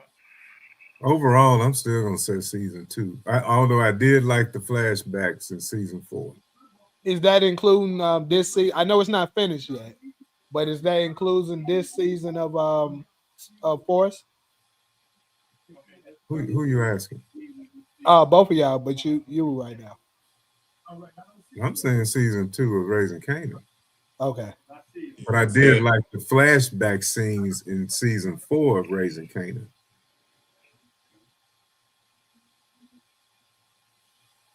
I ain't gonna lie. I love Raising Kanan season 3, but I'm gonna have to say Force, bro. So you gonna go with this season of Force? It's been good. I ain't got a whole lot of pushback. This season of Force has been damn good. Yeah. But I also think there's a such thing as being a prisoner of the moment. Keep in mind, those are kind of a little faint in our memories now, and this one right here is still fresh for us. Yeah. You said, so Shamar, you saying season 3 of Raising Kanan? Ghosting, that's a great fucking answer, bro. I'm waiting on Raising Kanan season 5 to vote. Yeah, but I agree with that too, but we're going with what we have now. We're gonna always revisit this once Raising Kanan come back, once the conclusion of Force is done, all of that. So you're going Spencer Valley. I hope I'm saying that right. I don't know. I really don't know. Spencer Valley. Yeah, that's what I thought it was. You're going with Force, yeah, which is fair. So far, I haven't seen nothing that's kind of crazy yet. Nobody has said anything about book 2 yet. Be Damn, real but though. Nah, support said season 1, book 2. he did. Where you I at, agree with him support? on that. I agree with him on that. The best season though? Nah, not for me. I'm just saying I agree with his take. It was a good season, but the best season, I don't know. It was the only season that really stood up. Like, so, like it made you think like it was gonna be more to it. Now, see, Jay, you know writing and directing and producing and all this kind of stuff. So why, with all this drama in Force, why is D-Mac the breakout character? Am I wrong about that? So I do think he's absolutely a breakout character, and I would say it's because um for one thing, I remember I've been saying before season 3 even aired that Force doesn't really have any big characters outside of Tommy, and Tommy was the reason why is because Tommy's part of the original that everybody's just like looking forward to, like, oh, I can't wait to see what's whoever's next move. Force didn't have any of those, right? And D-Mac finally coming on doing what he did stood out. So that's what made I think that's what kind of made him, and the fact that he's young too. You know, this YN era that's going on right now. So they played into that very well. Um and I think the timing of it was really good. Because like I say, it's the era that we in. So that's why I believe he stood out so much. Because Well, despite I think he stood out all 3 seasons, really. I don't. Me personally. Because I wasn't really a fan of D-Mac, especially season 1. Me personally was not a fan of I mean, shit, that season 1 was the foundation though. Like, he was showing you who he was. Now he hasn't went back to that though. And you Like, saw how smart he was, and yeah. you knew he had all been of that fine. abandoned. And, I wasn't a fan of him. okay, well, still he was a breakout character. And from what I say, I didn't really see nobody, because this is the thing. Me covering Power, as long as I've been covering it, watching it, as long as I've been watching it. I remember when people are talking about characters that are like all-time great level characters, very iconic. You see their name surfacing all the time. D-Mac was never that character until this season. When the original Power was going on, you always hearing about Ghost. You always hearing about Kanan, Tommy, Tasha. And then you go to book 2. You hearing about Tariq. You hear about Kane. You hear about Kane for sure. Monet, Monet. because of Mary J. Blige, of course. Yeah. And then somewhat Method Man, right? Yep. And then you go to Raising Canaan. You always talking about Rock, right? You talking about Unique, Uncle Marvin. And then when Ronnie showed up, everybody in their mama was talking about Ronnie. Yeah. You can't tell me you folks was talking about D-Mac at the same level as they were talking about those characters before this season. Nah, they weren't. They weren't.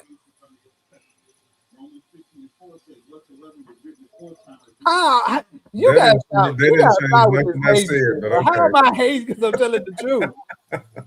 Tell me the lie that I said. That's what I'm asking. Somebody tell me the lie that I said right now. Of all those characters that I just named, tell me the character that you can say D-Mac was on the same level as them before this season. I'll wait.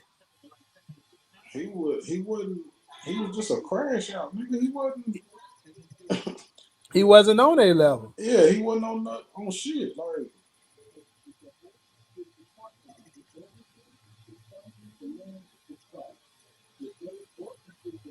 Yeah, exactly. Spencer Bailey. That's exactly when he started really getting big like that this season. What you mean on Mr. Power channel?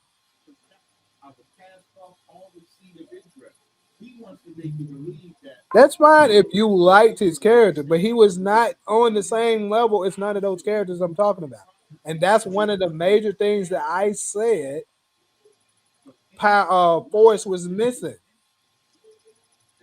They didn't have that. I said Tommy didn't have any great supporting characters. The only character that was kind of good that was supporting him to a degree was Jannard. And fucking the Flynn daddy was still alive, so it was way more characters. I agree with that too. They kind of fumbled him. I actually liked his character too. Yeah, but still, like, just talking about D-Mac's character, he had to go against so many like actors that were kind of like notches above him. So I mean, yeah, his character is not going to look like he's going transitioning to that point where he's going to be the person he is now. But that's all a part of story building. So, but how I look at it is, if your character is that, if you that, it don't matter who's on screen with you, you're gonna stand out.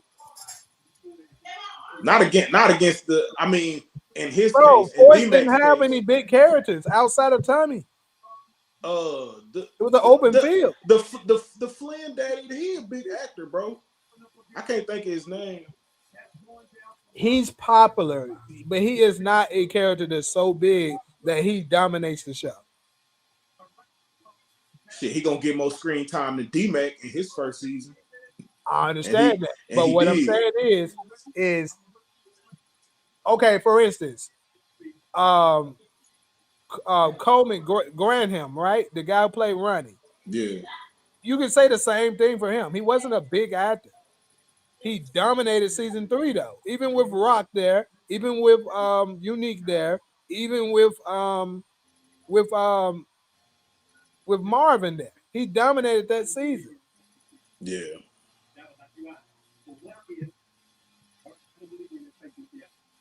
I'm not saying this is no shot at D-Mac, but I'm just saying I'm not even saying that it's his fault.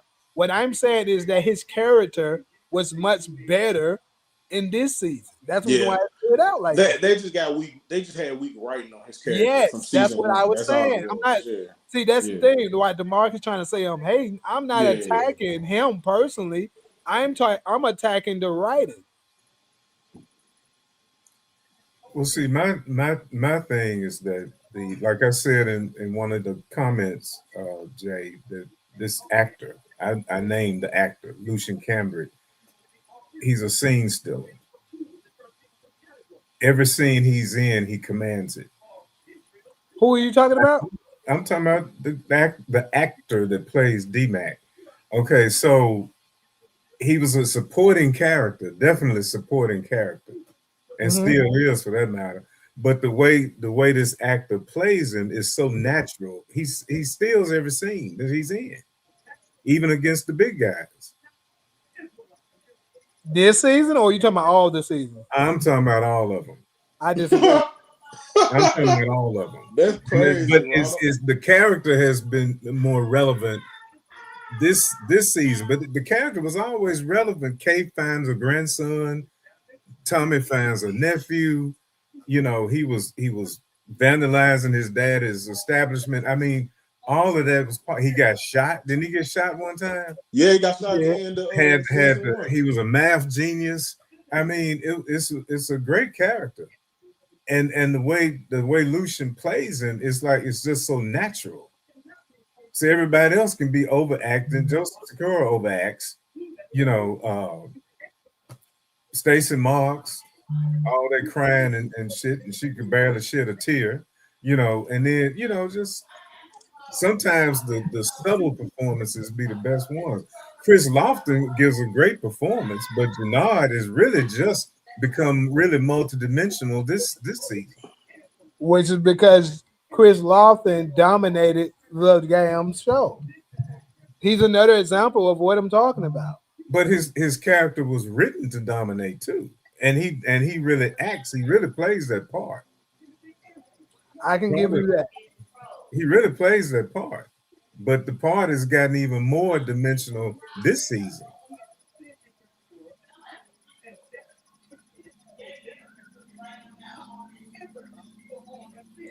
You saying Jannard's part has gotten more dimensional? I think so. I mean, it's like but he's still on the same track. He used to run CBI and want his. I think all he's really wanted was his brother's respect.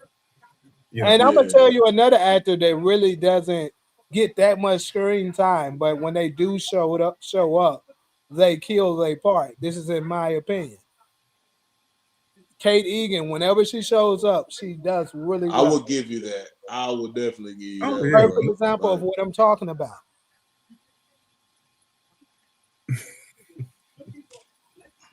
I'm not gonna argue with that. Yeah. So that's what I'm saying. It's not really the limitations of the actor or who you acting with. Actually, I'm gonna say this, and anybody that's an actor, if you run into any actor that really does acting, I guarantee you 100% they're going to agree with this. None of them are going to say no to this.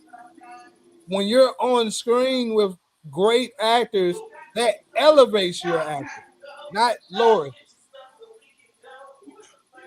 Michael Rainey contests to this all the time. He said, and it shows on screen, he said whenever he was on screen with Amari Hardwick, his acting was better because he commanded that out of you because he was so good that it made you better. That's the truth. Yeah, if you go back and watch a lot of their scenes together, bro, Tariq's acting was much better in the original Power than it is now.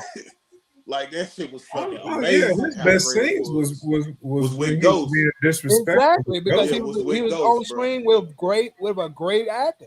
Yeah, that's what I'm trying to say. So if that's the case, I'm just saying, like, you should just take, and then when you're on there with lesser ones, like, trust me, I don't have time some of the time where you working with someone and they do something a little crazy that you be like, damn, what the fuck are you doing? Like, it's looking like if you're a professional, you always know to stay in character regardless, right?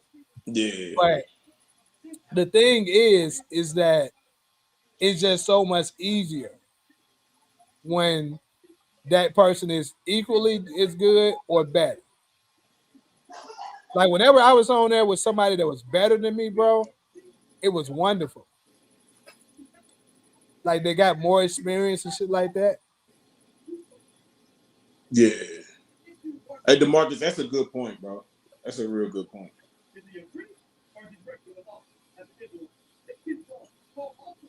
I didn't really care for Kanan in the first season of Raising Kanan. I really didn't.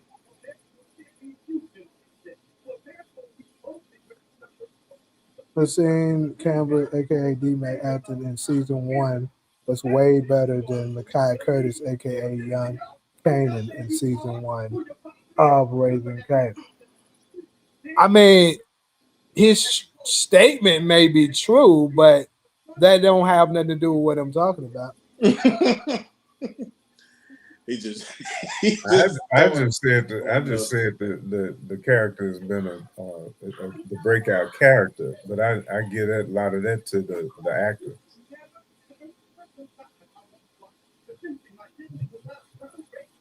Now, because I mean, that'll be a terrible comparison. We're talking about who's the better actor between D-Mac and Kanan, Young Kanan. I mean, that's easily D-Mac. We know that. Yeah.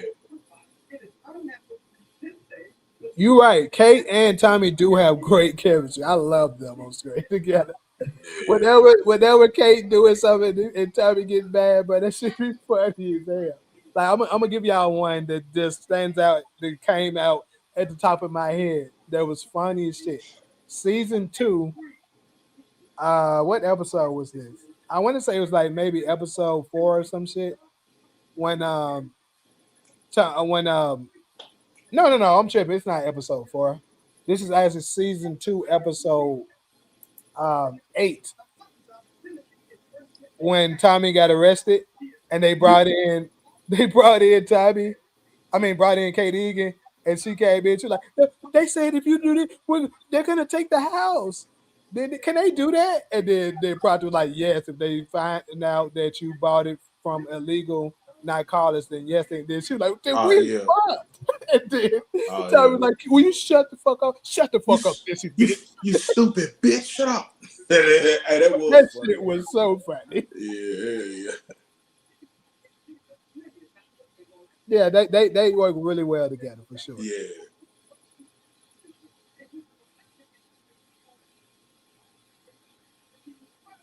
You know what that shit seemed like too? That shit seemed like that was like a plan. Like if he ever got caught and she had to come down and speak on his behalf, it seemed like they had that in their back pocket. Like we just start an argument and then you run out, start cussing each other out.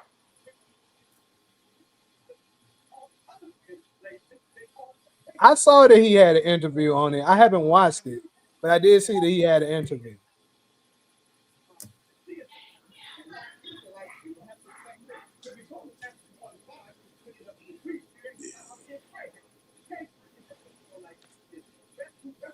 Where we just talking about the Michael Rainey acting thing the other day. All his best things in book 2 were with Davis. Let me see. Is that true? Probably is. Yeah. And then because you know what?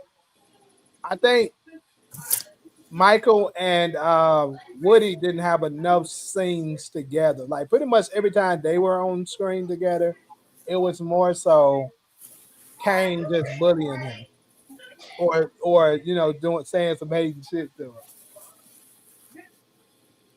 When niggas was at the game together and Kane didn't put a hit out on him, sent Buddy to go get him.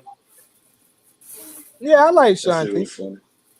I like Shanti. Like I said, I think the acting so far on season 3 has been pretty good. Now, do I have some scenes I can point out that I was like, okay, that scene was shaky? Yes, there is some. I don't like Shanti's dialogue because, well, I mean, it's starting to make sense now why she's doing what she's doing, but like some of her dialogue when she be talking, bro, I want a regime change. Like that shit be funny as hell to me. I'm like, why are you talking like that? What's going on? Well, that's power type talk, regimes and control. She's a chess player. Yeah.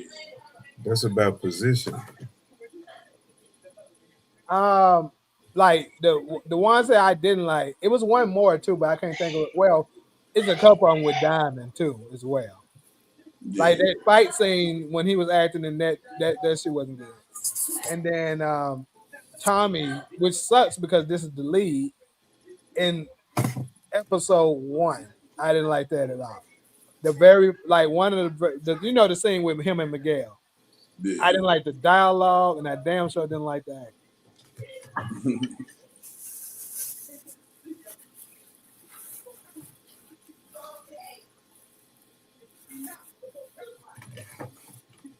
Yeah, Diamond be talking like he goofy, bro. He's super goofy.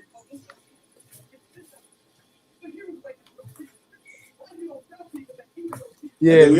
Did we ever figure out who all of them was after he beat up Smurf? We figure out what? Did we ever figure out who all of them was after he beat up Smurf? After he was talking about he was gonna kill. He said something about get this nigga. He said get this nigga out of here before I kill his ass. Or something. He said something to that effect. Yeah. And then like after they got Smurf up out of there, he was like all of them. Like who's all of them, bro? What are you talking about? Go back and watch it, bro. Go back and watch it, bro. You gonna be like, I know. I do remember hearing that, but like I'm gonna pull it up though. But hey, I do remember hearing that. That is kind of crazy. Who was all of them, bro? He still ain't explained it.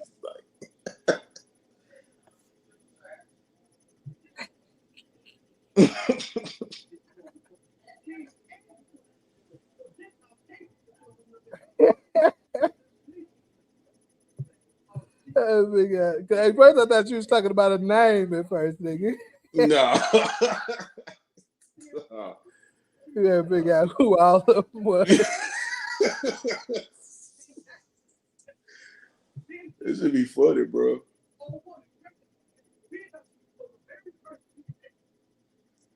Tired of you niggas.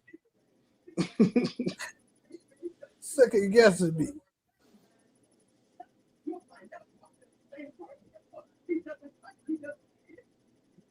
That's crazy.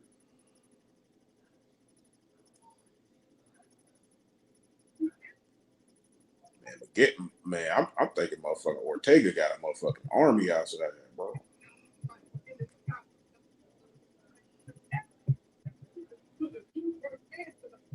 If he don't die, he definitely going to Legacy though.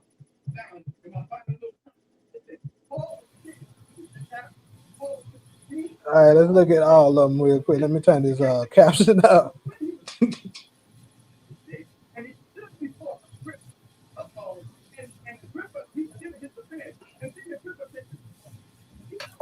I'm tired of you motherfuckers second guessing me. I'm running this shit. Get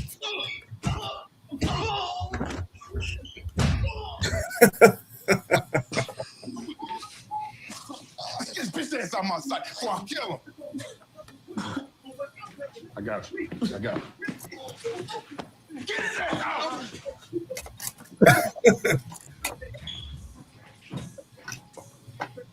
All of them. He said, okay, I didn't see he said fuck him first. He said fuck him first. And then said, oh, I didn't hear that part though. I didn't hear fuck him when I watched it the other times though. I'm like, damn. I didn't hear it either. That's what's crazy. I didn't hear it either. So I'm like, who is all of them, bro? Kate need to take Diamond to AA meet.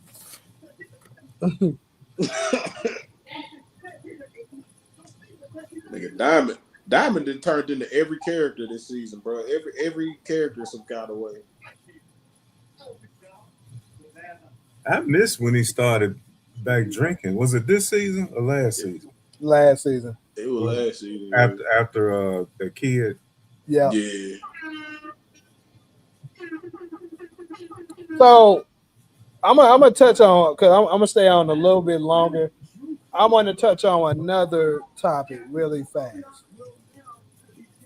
How do y'all like the character development of some of these characters for season 3? I'm gonna start with Diamond, because we know Diamond first got out of jail, right? When he got out, obviously he still wanted to get back in the game, but he was way more careful and strategic about his moves than he is now. Of course, now he's way more reckless. And a lot of that is due to, his little brother kind of getting a little bit more influence on him and making him, and of course, the boy too dying. That's what changed a lot of stuff. How do y'all feel about his overall character development? It looks to me, what's the word? Oh, it's a word for what I'm trying to say. It just seems kind of contrived, like not realistic. This is not a real argument. This is an argument where Pastor Bennett wants to argue about is. Yeah, Diamond. I don't know. Diamond went through a range of emotions, but it seemed like they not really. You can see the flat, like the flat that you write in a character, where you can kind of tell, like, it's your last season.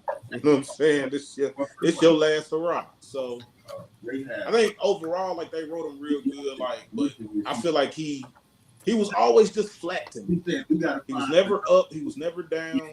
It's kind of like it's what you expect to see from a big nigga on screen. Like, this nigga big as shit on screen. He better be whooping everybody. You know what I'm saying? You know what I'm saying? And then just the element of him being, in the drug game shit. So I think they did a solid job of writing down. I just think that he finna go though. He definitely should have gone. I'm gonna say this. I think obviously we have to wait on to see what his ending is, but I see a couple of content creators has put it out there that he might go back to jail, and I think that'll be bad writing for me if he goes back to jail. It'd be lazy. It'd be lazy, right? But yeah, I think just my opinion, he kind of comes off the same way Kanan did, right? Yeah. Like Kanan was saying, he ain't going back, and then Yeah.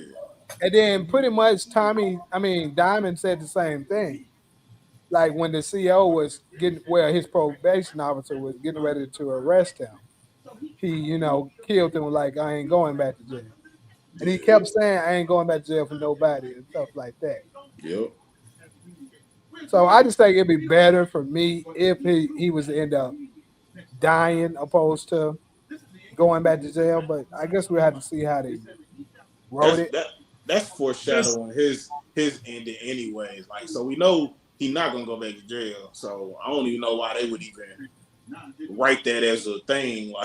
Like this nigga PO just tried to come and take him to jail, and he sliced the nigga. Like, so I mean, I don't know what y'all expect gonna happen. Like, But see, it will give us more of an emotional response to see him looking all pitiful and sad and shit, being locked up and taken back into jail. That's good. I while you were saying that, Ronald, I'm seeing it in my head while you're saying that. I'm like, you know what? Yeah. That's also true, and it would make it that much better if he was to go and see that same guy that said he better not see him back in there. So that might be good. Like I say, it all depends on how it's written. Yeah, it could be a foreshadow either way.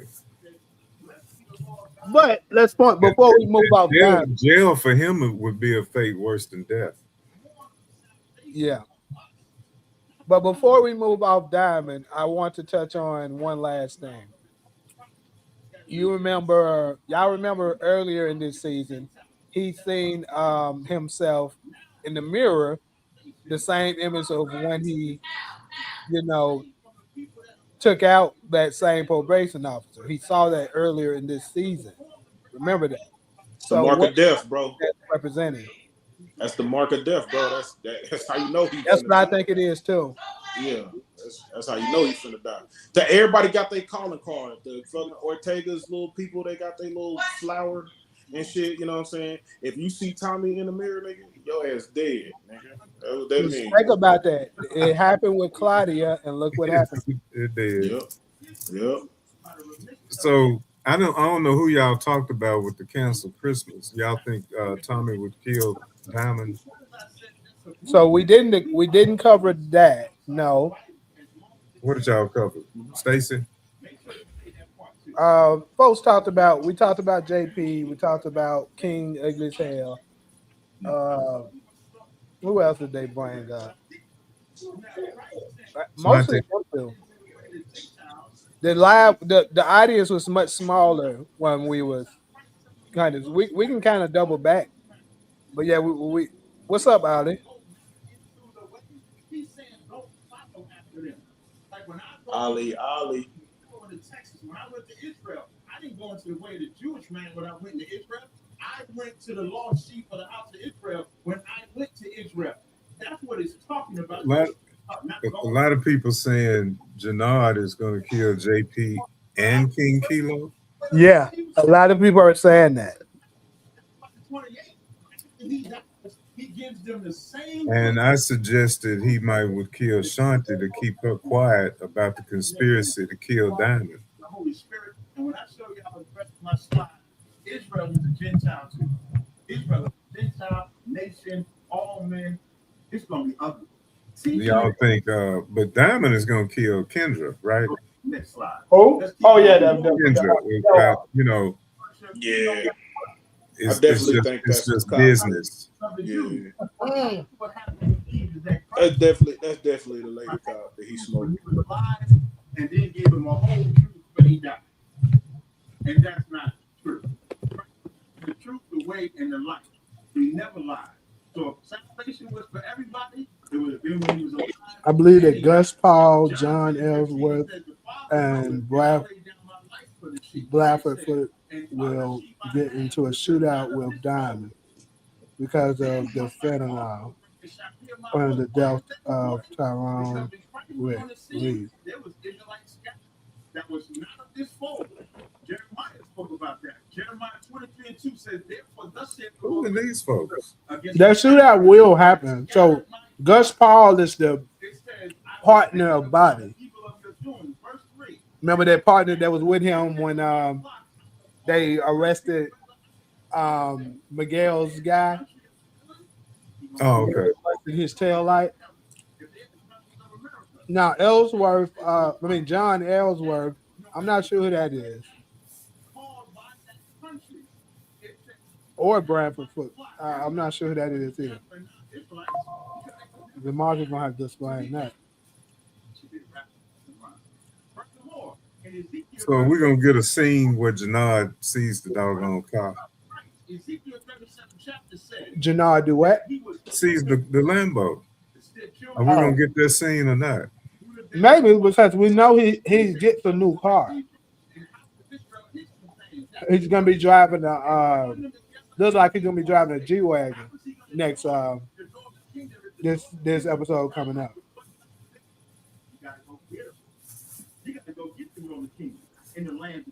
Maybe he might kill Shani over that car.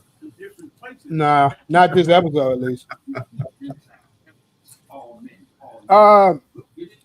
CG, I'm not going to stream tonight because I'm in Phoenix right now, so I gotta head back to LA. And I probably ain't, by the time I make it back to LA, I'm probably too tired.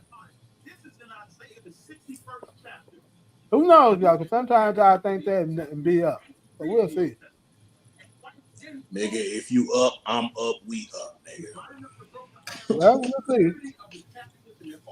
If there was a way that I could actually read the comments while I drive, I'll go live while I drive. Shit. You better turn on TTS. Niggas have to share super chats. Yeah, because Solo gonna be saying I'm over. Why the fuck you give me like that? Anyways,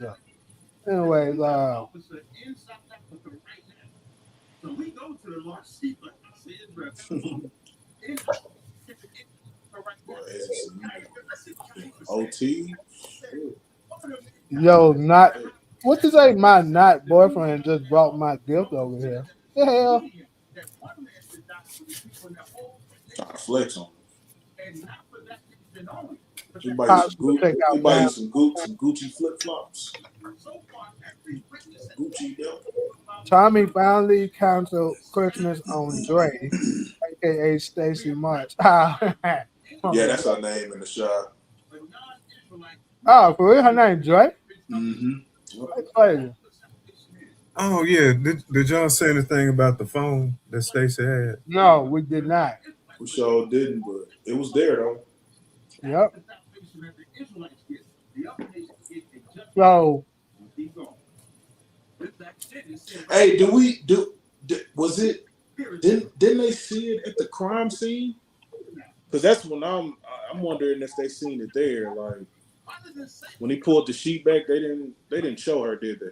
Preach and peace by Jesus Christ. The peace is the mediator that I showed y'all in Hebrews 9:13. Christ is the Israelite peace with God. Christ is not the other nation's peace with God. Now, do y'all want? I'm gonna ask you now. Do you hold want up. the 15 minutes? I told you to go by quick. We can continue if you want the 15 minutes for each round. Time go by quick. It's up to you. That's definitive. But you know, Jay, you remember the scene where you playing something? All right. You got what? You got 5 You finna play something? No, I'm not. Oh, I see that on the screen. Okay. No, I've been there. When Tommy walked into the bar where Stacy was and said, "You my employee of the month," that scene. Yeah. Mm-hmm. And you notice before he got there, they did a close-up of her phone contacts. Bobby was at the top of the list. Right. Was that the only significance? Because she later on called Bobby, some of those other names mean something. I was thinking that, but I didn't recognize none of the names. So I didn't either. But usually when they put something in your face like that, you need to pay attention. Yeah. But I think what they're signaling is what she had? Bobby is going to have evidence That's why I told folks that Yeah. Tommy might go to jail at the end of this thing because she had a phone in her hand. Keep in mind, she already talked to Bobby, and then, like you just pointed out, Bobby was at the top of that list when she was looking at her contest list. So the fact that she had the phone, and I just can't see Stacy being dumb enough to think she can meet with Tommy, try to do that, and just walk away, especially arrest him and walk away. So she may have sacrificed herself just She was like she definitely recording. exactly. She probably had some kind. And then the crazy thing is, normally when Tommy does something like that, right, he'll get rid of the body. He left her there. Yeah. But, and then he called D-Mac an amateur. Right. What's that? But What? that's classic Tommy though. I mean, we point that shit out. It's not a good look, but that's something Ghost would have got on his ass about. Ghost probably would have been like, Tommy, what the fuck is wrong with you? Like, why would you kill her? Like, you know what I'm saying? Like, so He'd be like, Tommy, tell me you took care of the body. He would instantly say, Tommy, take your ass back there right now and get the fucking body. Right. Explain this shit to this motherfucker. He would instantly the guy on his ass about that body. Yeah. So here's the thing, though. I'm gonna point this out. Probably because that loud ass TV is there. Girl, I'm at home now. Shit. You got a king here now. Fuck the time you.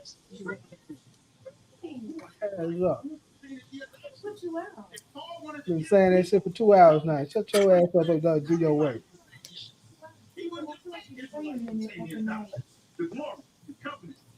Anyways, though, y'all. Might try to be a Hebrew Israelite.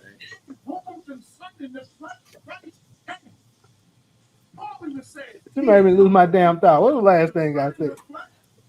Whether you know you're an Israelite or whether you don't know you're an Israelite, concerning the question of Israel is how he came. I was on something. I forgot, bro. Damn, I still don't make it. I'm just hearing the Hebrew Israelites talking like that. Peace, King. And he would be the not of Israel that he Bless you. Okay, bless you. The Israelites can only have access to the Most High through Christ. Today's mathematics. He's our peace. Well, whatever I was talking about, it'll come back. 15 says he's our mediator. She said, "Who preaching?" Some nigga, Israelite. Paul said, "You are the children of God." Captain Tezzeret. God said to Abraham, "Let it not be grievous in the sight because of the lack." So what's the let me go here with you, Jay. You said what? What do you think could be the spin with Che and Bobby DeFranco? I've always thought there was something about Bobby that we don't know. Even going So back I talked about that kind of in the last live, but nobody really touched on it. You wasn't in this one, Ronald, but when I was introducing it, nobody was talking on it, so I just moved on. But you think there's a connection with Bobby DeFranco and Che? It's a possibility that there's a connection between Bobby DeFranco, maybe Che, but it also could be the 9-7s. Keep in mind, they haven't brought up the 9-7s again since D-Mac robbed them. Remember, the 9-7s has a connection with the police department. See, when we was first introduced to Bobby, my first thought was that he had something to do with the streets. Yeah, it could. I really did, you know. Then with Che, his obsession with no war. It's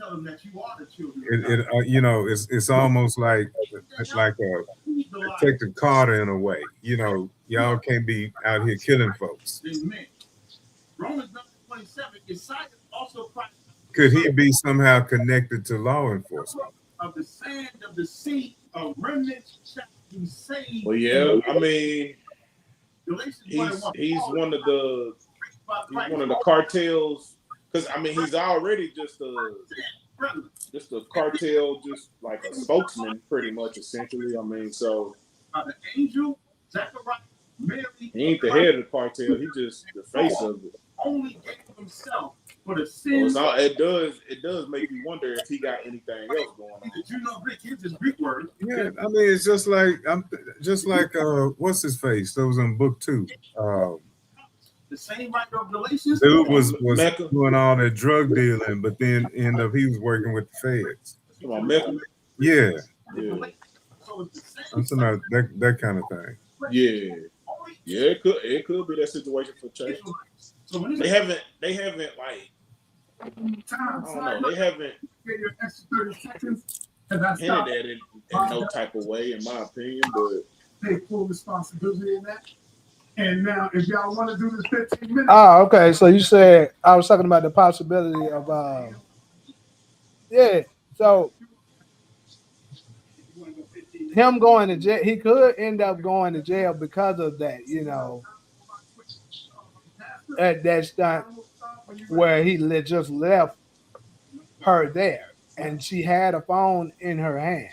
Why the heck did she have a phone in her hand? It don't even make sense for her to have a phone in her hand while she's talking to him. yeah. So how the hell didn't Tommy catch that? That tells you that shows you how out of it he was after everything that was going on. But then again, no matter how good you are, the longer you stay in the game, I feel like eventually you're gonna slip up. Yeah.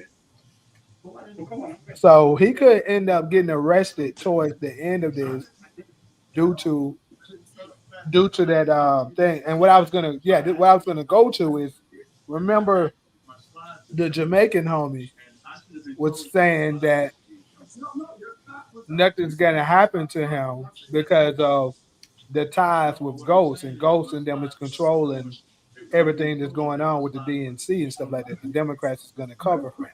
So I'm gonna say this: if there's a scenario where they end up bringing up basically proof that Tommy took out Stacy, and he gets away with that shit, I think what he said, it might be some truth to that for sure. Because there's no way he should be able to get out of that. I'm just still baffled that they haven't done nothing yet. Period. I mean, the niggas on the run. What the fuck? Like, I feel like U.S. Marshals would have made it to Chicago by now. Niggas, New York ain't that far.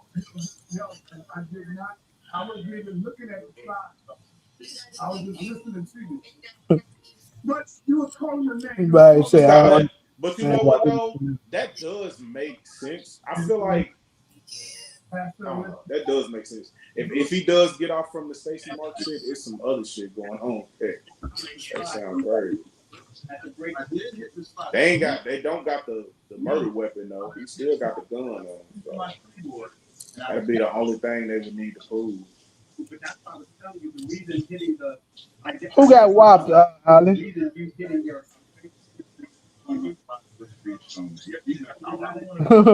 Who got whooped? Tommy. Oh yeah. Oh, you talking about Tommy? Gotcha.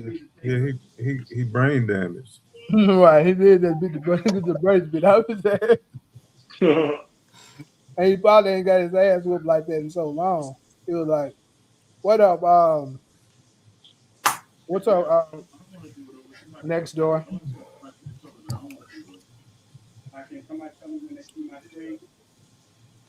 I think we should do it. Imagine if Gus Paul is the dirty cop working with the 9-7 crew. He could figure out that D-Mac and Marshall robbed the 9-7 goon and got Nutty Bright eliminated. Now, it definitely looked like he up there, for sure. Because,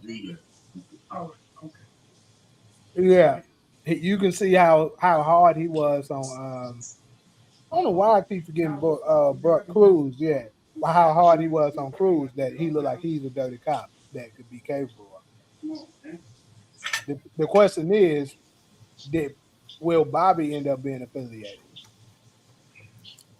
I mean, it kind of look like Bobby is actually a good cop, but he's gonna turn dirty because he's gonna want to avenge his wife.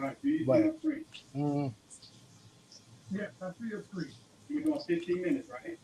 Yeah. Time will start when you're ready. Now, this is how I know y'all ain't serious. This man didn't respond to nothing I said. He is having a debate that that's a good. Now, this is a good one, DeMarcus, for sure. Definitely a good one because this is very possible. Keep in mind when Vic left that letter. What episode was that? That was episode 2. I want to say, right? Oh yeah, yep. They got to touch back on that. They're gonna bring it back up. So that means more than likely something's gonna happen to Vic for that letter to be activated. So whether he sacrificed himself trying to save someone or he trying to help somebody, I can see something like Probably that girl, because he can already kind of hinted at that he know that girl address, so probably that chick, his wife.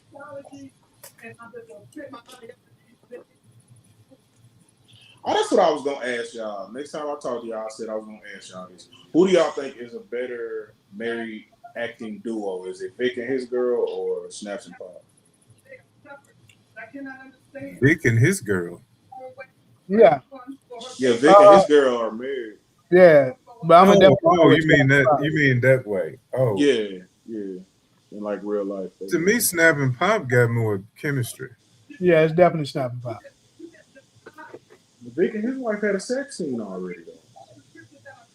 If you want to call it, he could have did that with anybody. Right. I don't want to look at it as like it was passionate or something. You could really tell he loved her.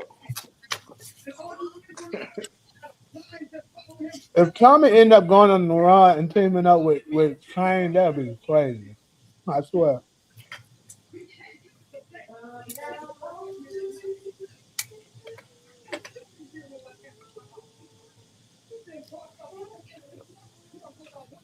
Bobby DeFranco is either going to catch Vic or see Morea talking to Tommy and bring them in.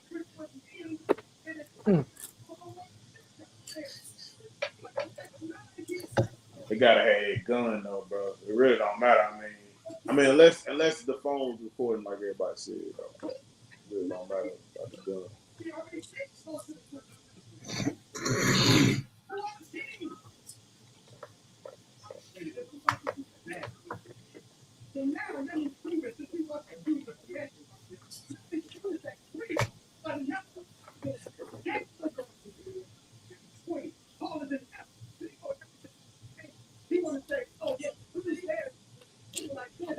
Hey, but if Tommy do go to jail, the only nigga that can get him out is Ghost. So.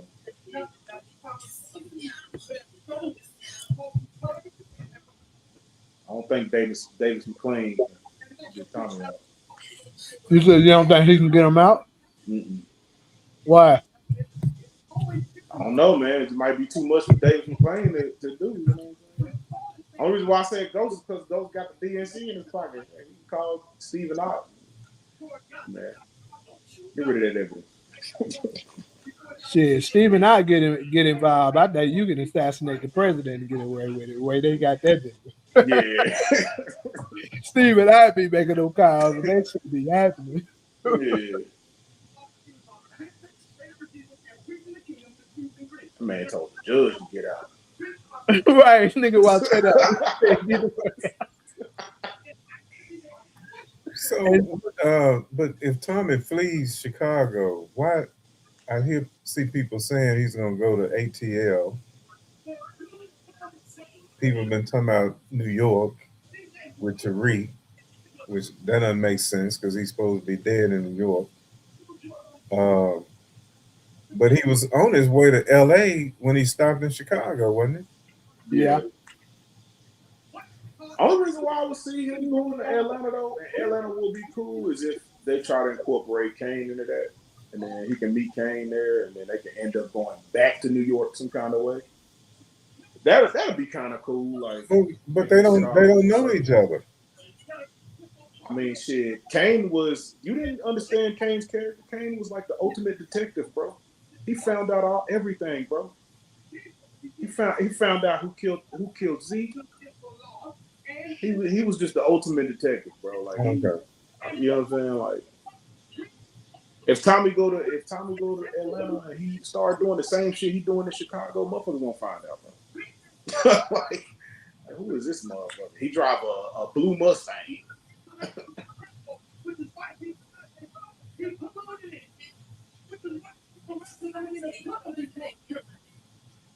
And he's on the run all over the U.S. No matter where he goes, he screws. I'm pretty sure. If Kane went anywhere, didn't he say he was going to Atlanta?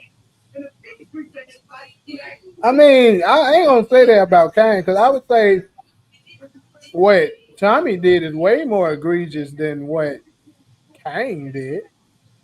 Kane can get out kind of because Kane can get out simply by David McLean. First off, he's a New York attorney, so he'll have jurisdiction to fight for Kane. And then on top of that, his motive he can use to try to get him off is that he took out his mother. She took out his mother. Oh yeah. Kane can Now get off Tommy, on the other hand, took out a U.S. attorney. Yeah, I don't know about that. That's a federal agent you just killed, and he don't really have a good reason for it. So that's going to be way more harder to get out of that box than what Kane did. That's if she recorded it, bro. If she recorded that shit, he cooked. Yeah. Even if it wasn't recorded though, like if they suspect it and he gets brought in, like say they gain enough evidence to make an arrest. But see that's when the gun and shit. They gotta have a gun. And I think there's that. Y'all seen that clip where it looked like that he had a gun in his face, and that could be Bobby. It is Bobby. Gun in his face. Yeah, that's what I'm saying. So if Bobby ain't bringing him in or anything like that, or he's just gonna do it like that, like that means he don't got no evidence, bro. He don't know.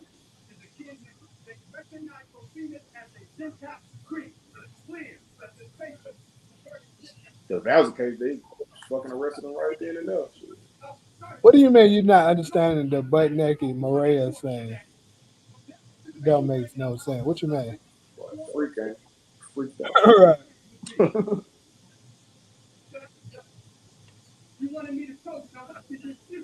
You ain't lying. Diana might need to go to school to be a damn detective. He's smart too. I had to get somebody's birth records from the hospital. I'm like, I think that was just Monet being careless too, though. She was very careless about her shit. You see what she said about her, like sneaking around the house and shit. Yeah, he got Jenny Sue for sure, but I mean, we ain't really seen Jenny Sue do nothing. Not really.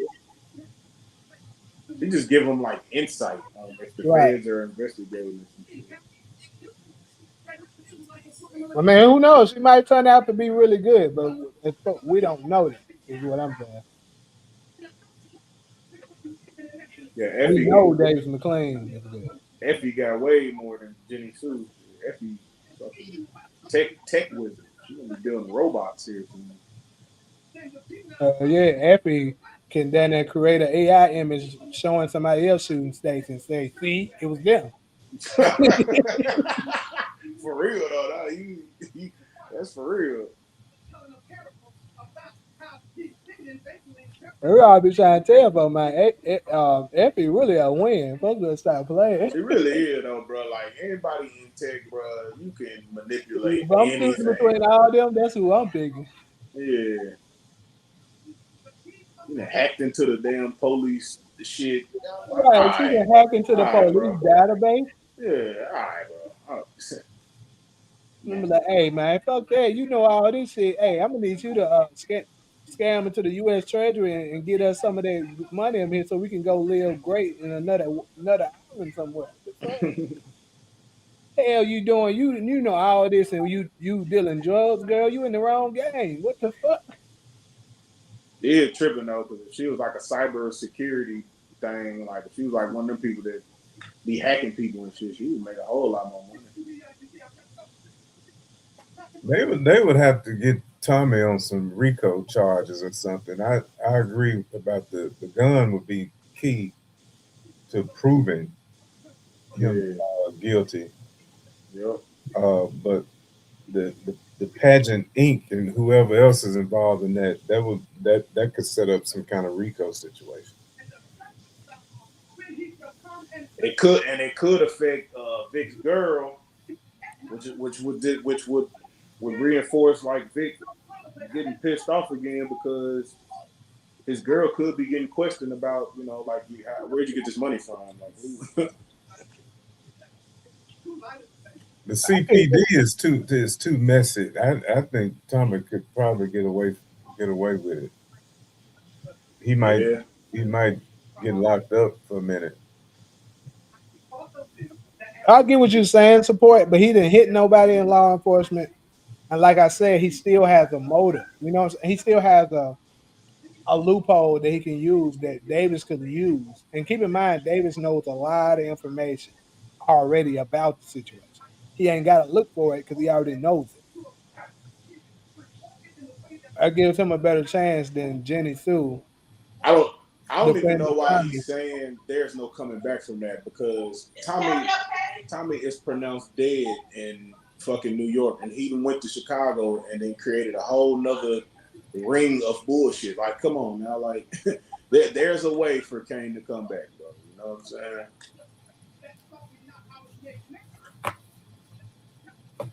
Let's think about this.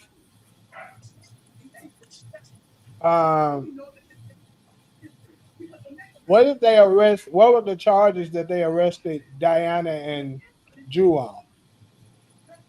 It was Rico, wasn't it?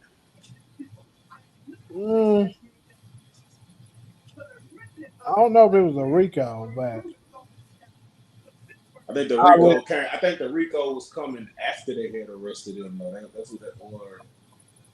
They were trying to put a Rico on them at a certain point, but I can't remember when though. But I think it was for it wasn't for drugs, bro. I thought it was for drugs. They got Diana and Drew on them. yeah, I mean, I know Noma called the police, but they can't arrest you for just being at her.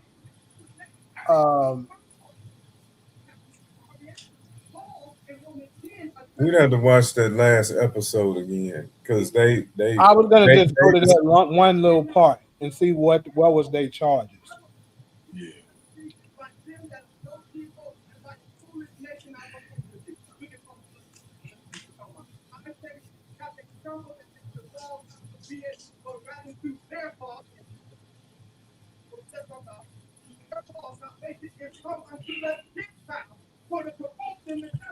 He can't just make it up to just not accept that this is not provoking Israel with Israel. Don't even make multiple things. Now that the proof of how the interpreter should do this.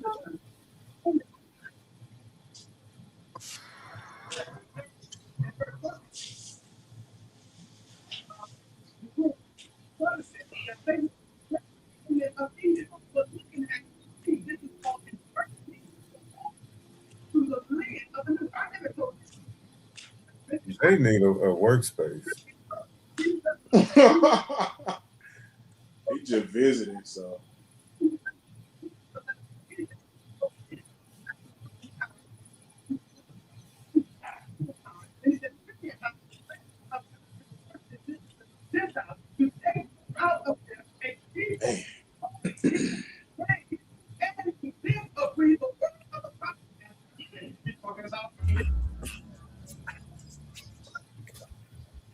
Noma tried informing what he's hot as a scapegoat.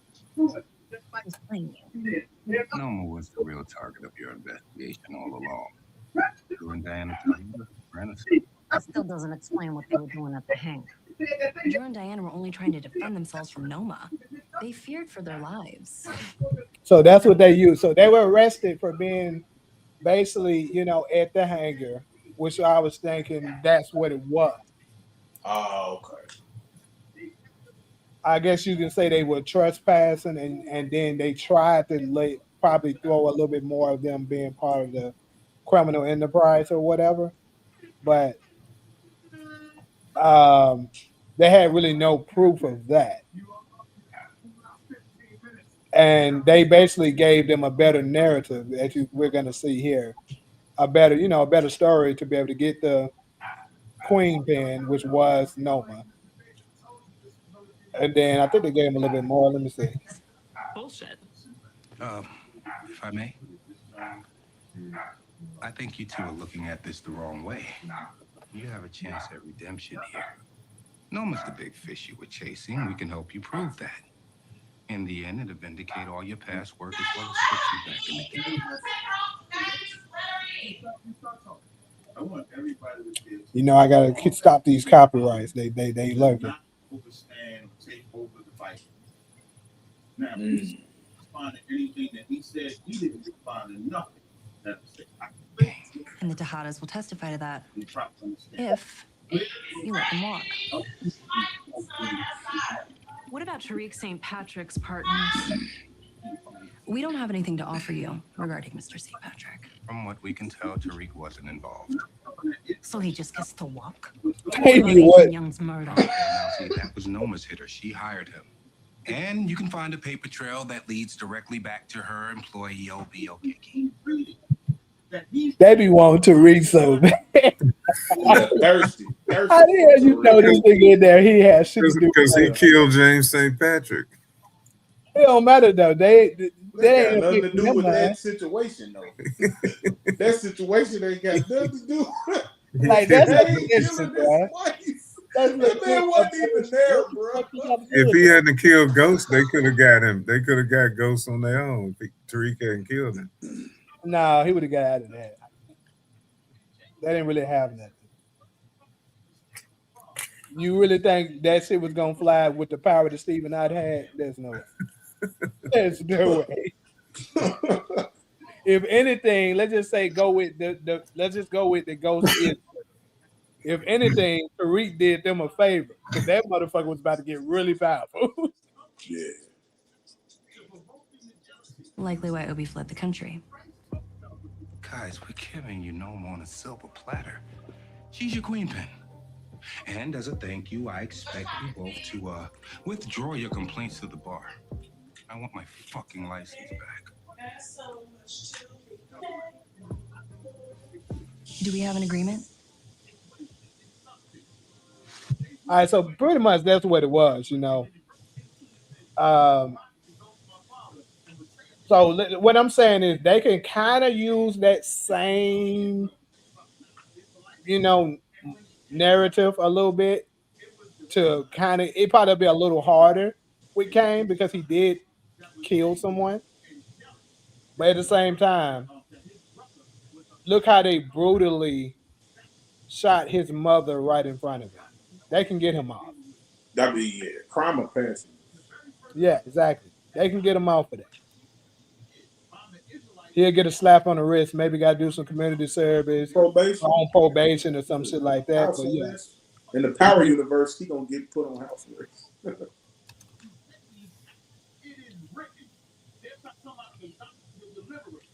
No verse, but Paul said, all nations of the heaven shall be saved.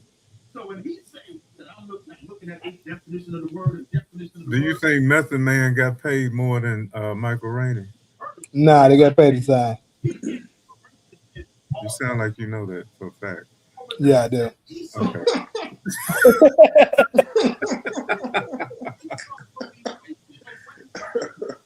he said he might go get salvation. He's going to I can't argue with that. And what makes this important? When you read Psalm 14, it says, "Oh, the salvation of Israel will come." On thing with Effie, I need her to hack from where she is. Don't go to place with the dick. I wonder if Bobby will find out that Vic eliminated Detective Vargos, and this will cause a huge problem for Vic. So I would. That's interesting, DeMarcus. And you know what? I actually think I would go as far as saying he probably will, because I think after Vic talked crazy to her in episode 6, remember that? I think she probably started putting files together for people like Bobby in case something was to happen to him. She seemed like that type to me. Yeah. So that probably will, because keep in mind, Vic admitted it to her. So all she had to do was put it up in some kind of documents and have it put in place. If something was to happen to her, those files goes to Bobby. Bobby is able to use it and then basically get Vic to play ball and work with him. That's possibly the reason why we got the scene with Vic talking with Vic, talking about Tommy's a lone wolf. Yeah. Read the verse above when it said, and they informed of thee that thou teachest all Yeah, I don't know why he cheat on Tariq ass like that. He ain't even did nothing to her, really. Hey, was there something that came out and said that like episode 9 gonna have like an OG character or something? So apparently Gary Lennon teased that an OG character is supposed to have a return in episode 6, but obviously that didn't happen. So people are questioning maybe that he possibly just got the episodes wrong, and maybe it'll be a episode 9. He didn't tease. He lied. I was gonna say, do you think they do a disservice to like, like the show's credibility if they say something like that and it's kind of like, huh? Like, cause what if he said that in season 6, or not season 6, but episode 6, but then we saw Kate, and then his idea of OG character is Kate. That's what I'm saying. Like I feel like the semantics. Like, yeah, it is. So much of this stuff be deceiving. These pics and reviews and stuff would be, yeah. You hear a character say something, but then it's really out of context, and that's just, that's ratings. We be watching and talking about it. Yeah. He knew what he was doing. Probably what he meant too. He probably meant it was Kate.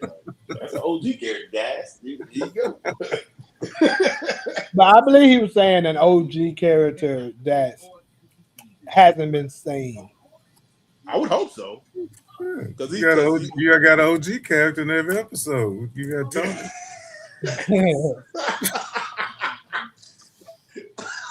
That's true, but come on, bro. That's crazy. CJ, you call me when I'm not sleepy. JP will assume that Tommy eliminated Stacey Marks, and this is why Tommy is telling JP to be quiet, because Tommy's spot could be bugged. That's an interesting theory. It could be the reason he's doing that, because they have bugged his place before.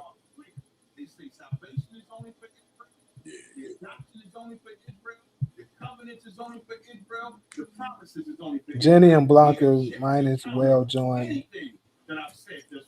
jail and the team with Tariq and them at this point. Really should just be on some Carter shit. Welcome to the fucking thing. Other than Ghost and Bree, for me, Detective Carter is the most anticipated character I'm ready to see again.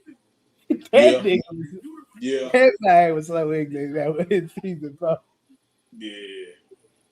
When he told that nigga welcome to the team, boy, that shit was funny as hell. I wanted his wife to be in that house. Just dead? Yeah, just like... Don't tell me you ain't never seen the movie Psycho. I ain't never seen the movie Psycho. Alfred Hitchcock Psycho. Oh man, y'all too young for something. I don't know. But I heard of it. That's Braden even referred to it when he went in the house. He said it's like some psycho shit.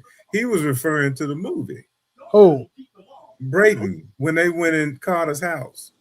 Oh, And got it. Braden said this some psycho kind of shit. He was referring to the movie, the 1960 movie where that guy had his mama stuffed like taxidermy. And he was playing his mama. When he would kill people, he would dress up as his mama. So he was living, he had actually killed his mother. Oh, it's that That movie. based off a real person? No, but I'm That's sure stuff like that has happened. American. I think But that's American Psycho. no, I'm talking about Hitchcock. You can watch that today, and it still holds up if you've never seen it.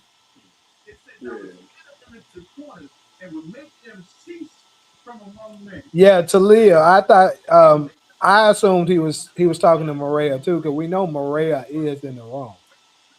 Could JP possibly have came in there later too? Maybe. But I would go with he probably talking with Maria. And telling her to hush because the room might be bugged. No, I'm just saying that what I assumed the him telling her to shush was because somebody's at the door. Can you put the Marcus comment back up there? The super chat. Yeah. JP will assume that Tommy eliminated Stacy, and this is why Tommy is telling JP to be quiet. Now, see, but my problem with that is why when they in this woman's face, cussing her out, threatening her, confessing to killing people, they didn't worry about her being bugged. Not at all. This is I think 65, but you think nobody knows these persons. It says Gonna shoot her down with a phone in her hand. You know, I mean, just like when Dick told her he killed Detective Vargas and all that. She could have been bugged in. She could have had a phone. Yep.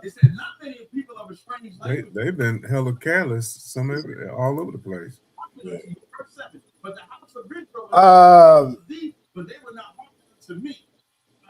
But you know what's funny though is that then why would they have that scene with him and Claudia supposed to meet, and he 10 steps ahead on top of a building across the way, looking and like, who you talking to, Claudia? And like my thing is why you wouldn't think that about the Stacey Marks chick from Jump Street? You know what I'm saying? Especially if you when you read these. He didn't know that Stacey Marks was working with Claudia, did he? Or did he?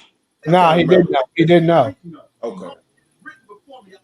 But to address this comment, no, I don't think Maria told just like that's why I kind of made a parallel with this Maria thing with Keisha. Maria didn't talk to Tommy about Stacy visiting her, just like Keisha didn't tell Tommy when Ghost came to visit her. Remember when he offered her that money to leave to go to Atlanta? Yeah, she didn't tell him until after that. She didn't tell him until afterwards. Just like Maria didn't tell Tommy about this. He might not. She may tell him later, possibly. But one thing we know for sure, you can tell by how she was looking after Stacy had left. She's considering it. Yeah. I mean, you gotta think though too. Like she had been shot at. Cousin dude. She came home, found a. And I think it's after that booty ass hitter show up, she might get pushed to the limit. Yeah.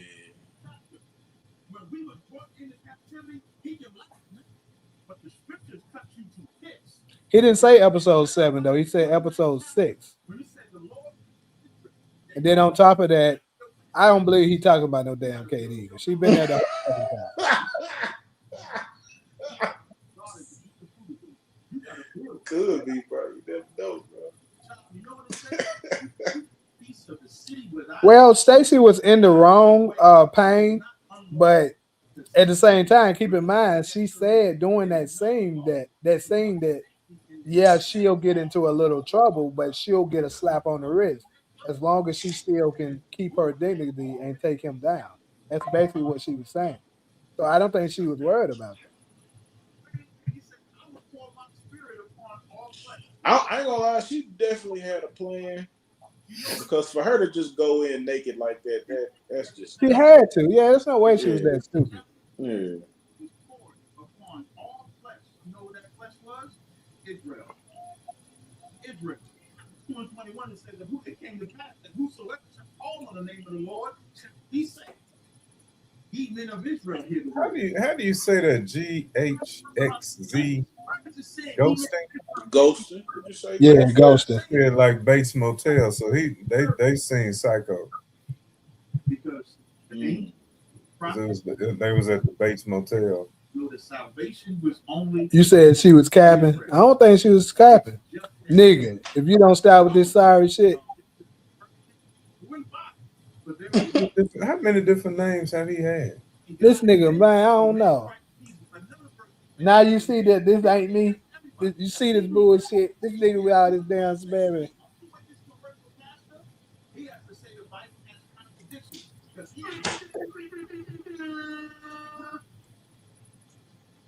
I don't need to be this finger. I got me and your time is different. You might start yours before me. yeah, I ain't do that with him either. I know it hurts though. Yeah. What they got? That's your last and final round. 10 minutes, brother. And then I want the pick. Ask that forfeiture hearing. That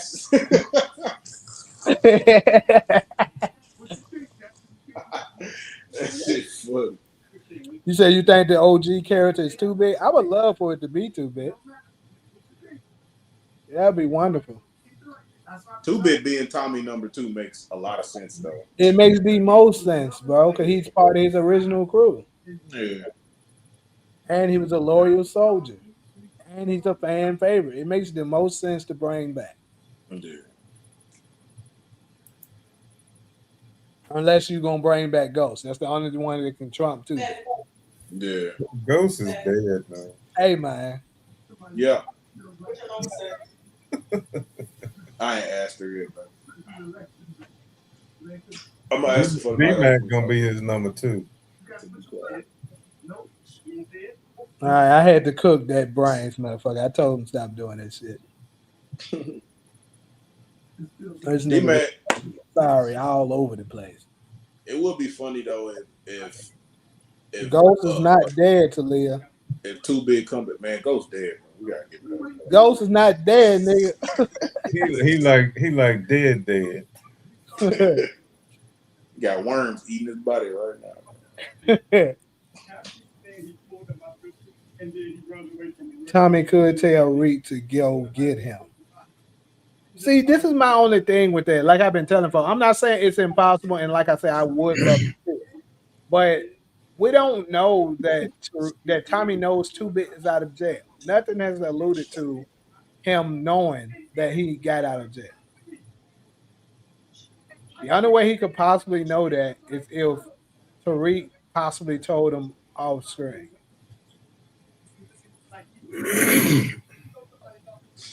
I'm wondering if this is that phone conversation. If that is fucking Tommy, then hopefully it was longer than that.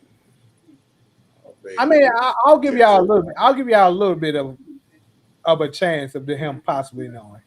The only way I can see him possibly knowing is keep in mind when Tasha was on trial, and she, of course, said that it was Tommy who shot Ghost. 2-Bit was called to testify, on the situation. And it's possible, he was paying attention to what was going on with that. And then he saw that 2-Bit got out after he gave that testimony. That's the only thing that we have that's kind of credible to say that he knew. Ghost is a lot of pain. Don't worry. These niggas. Hey, 2-Bit, the realest character in Power Universe, though. He damn near is. Damn near is, bro. He ain't snitched on nobody, bro. He about to go doing bids for nothing, nigga. He really was. It's like Spanky said, you ain't gonna never get that nigga to snitch. He a real nigga. Tariq finally get a car and he take it from it.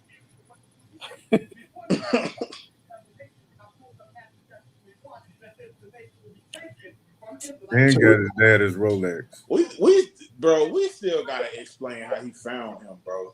Cause that's weird too, though. Like how he just up and found Tariq out the blue like that.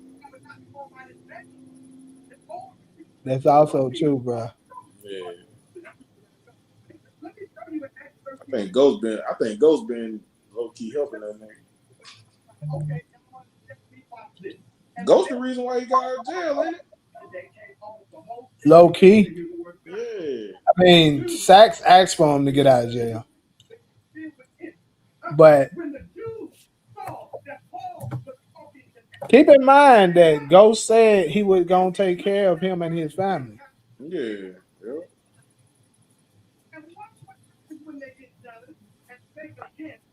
That was more. I feel like he did more. He did more for 2 Bit than he ever did for Dre. He had Dre He had Dre as his #1 for a little, or his #2 for a little second. Bro, you back, nigga? This is crazy. It's crazy, bro.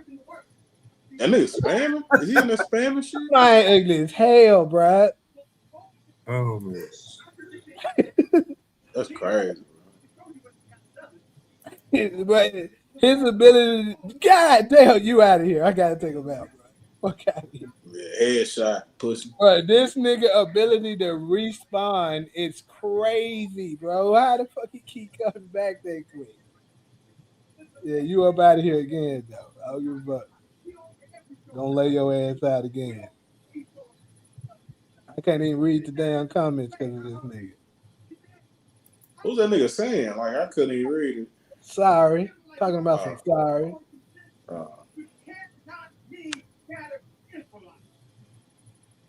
Now, see, this makes sense. Yep, Ghost is dead just like Tommy dead in New York. They both dead in New York, but they both alive.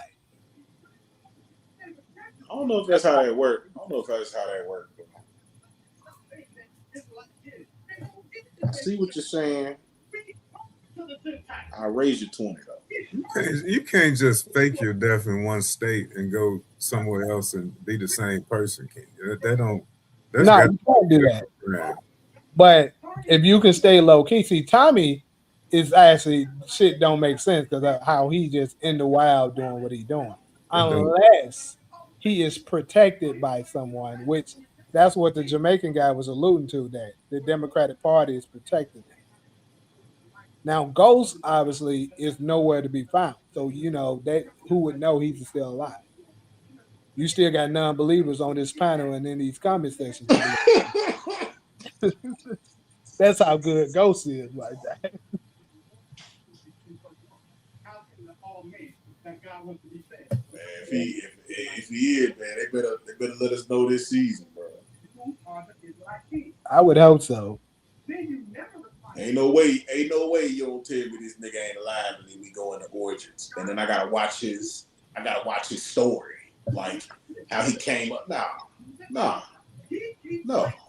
don't want to deal with that. No. But I think I'm gonna say this.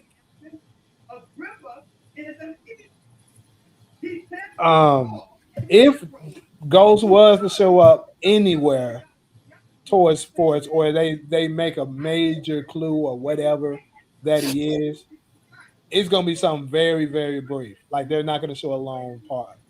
It's gonna be something. It's gonna be a cliffhanger. Yeah, that's cool because most of the time the season finales, the way they do season finales anyway, that's the reason why they started talking about legacy, because they was like, "Yep, we got another way to do a cliffhanger. We're gonna do it right at episode 10. We're gonna get them right at the last minute, you know, right the last second. We're gonna get. They're just gonna flash a picture of Amari Hardwick and roll credits."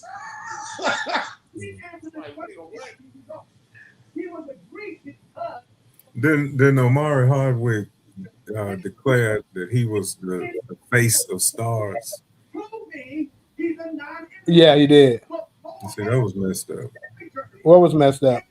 That's his ego. And see, they done proven that they don't need him. No, he what he said was the truth. But they I'm don't not need saying him. I'm not saying that The audience is keeping Ghost alive. I'm not gonna lie though, Jay. If you go look at like Star's page, you see more Tommy than you see him.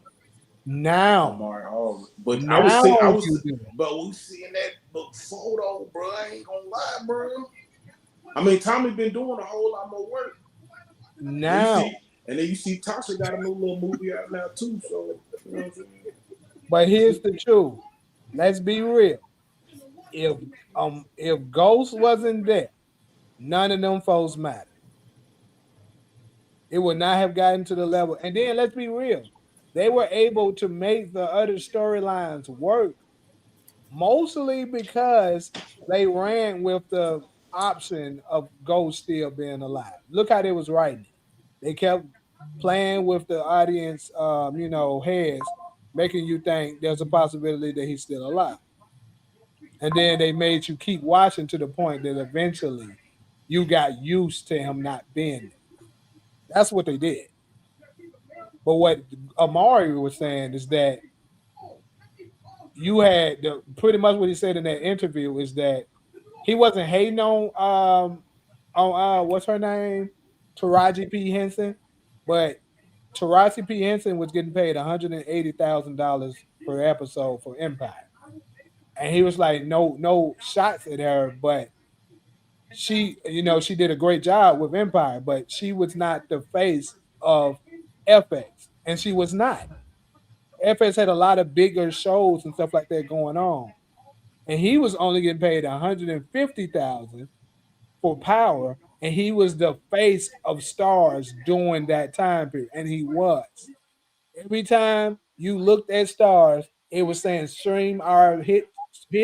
I remember this shit. Stream our hit show Power, and it had a picture of Amari Hart. That's what they were doing every time they were advertising. He's not saying now, but during that time period, he was the face of the network. People only had Stars subscriptions because of Power. So I don't think nothing he said was wrong, but I get what you're saying about that's ego. But even Notori said she thought that what he said was the truth. She was the only one that kind of stuck up for him a little bit on that. Well, I don't care how big you get, you got to have some humility. Because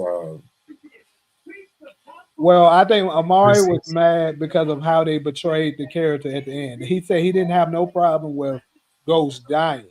It's how they did it because he was told a different story, like how Ghost ending was supposed to be. He was told it was going to be something else. If anything, if it's somebody's ego was really being involved, it was Courtney Kemp because she the one wrote it that way after she got mad at him.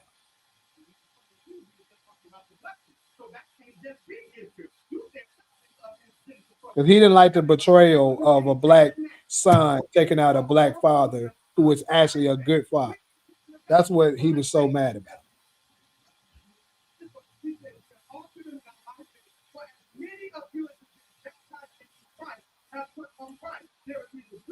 Tommy will tell JP and D Mac that Maria is pregnant. Yeah, I can see that happening for sure. This episode coming up. Maybe Ghost shows up brief like how Dre in episode 11 saw Tommy from his perspective. Tommy disappeared like a ghost when a bus passed by. Could be like that. Yeah, I completely agree with you, Jay, too. Like what you're saying. Like during that time, like he was definitely like the face for it. Like they weren't doing like the group shots. It was always a mark. Yeah.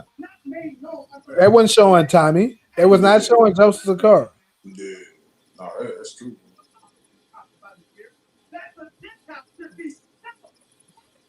Talking about an Israelite talking like they ain't always there. You've been on here for the last 30 minutes and you're talking about the two of us. Then why would they be talking like this? That this got to be fellowship. And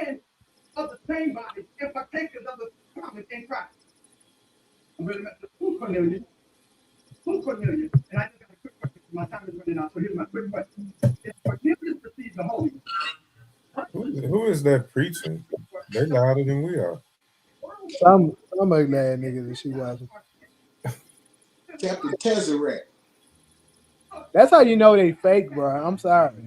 There's no way in hell you can tell me you real about it, and they all sound the same. No. You tell me God done just got him all y'all to sound like that. Stop lying. It's bullshit. Very funny. I'm just being that is. I'm not saying there's no truth to the word, but like the way all of them just magically, It's the performance, man. It's the performance. You supposed to be performing or preaching to the people? Well, that's yeah, cause I hear you. I go to traditional churches, bro, and they do the same thing. Yeah, and God said, you know, they do all that. They get real, you know, performing. Yeah, and bro, it's like they go to school and then them for and the niggas telling them they're up there, like the professor writing on the board. Make sure you hit every 10 words. You What?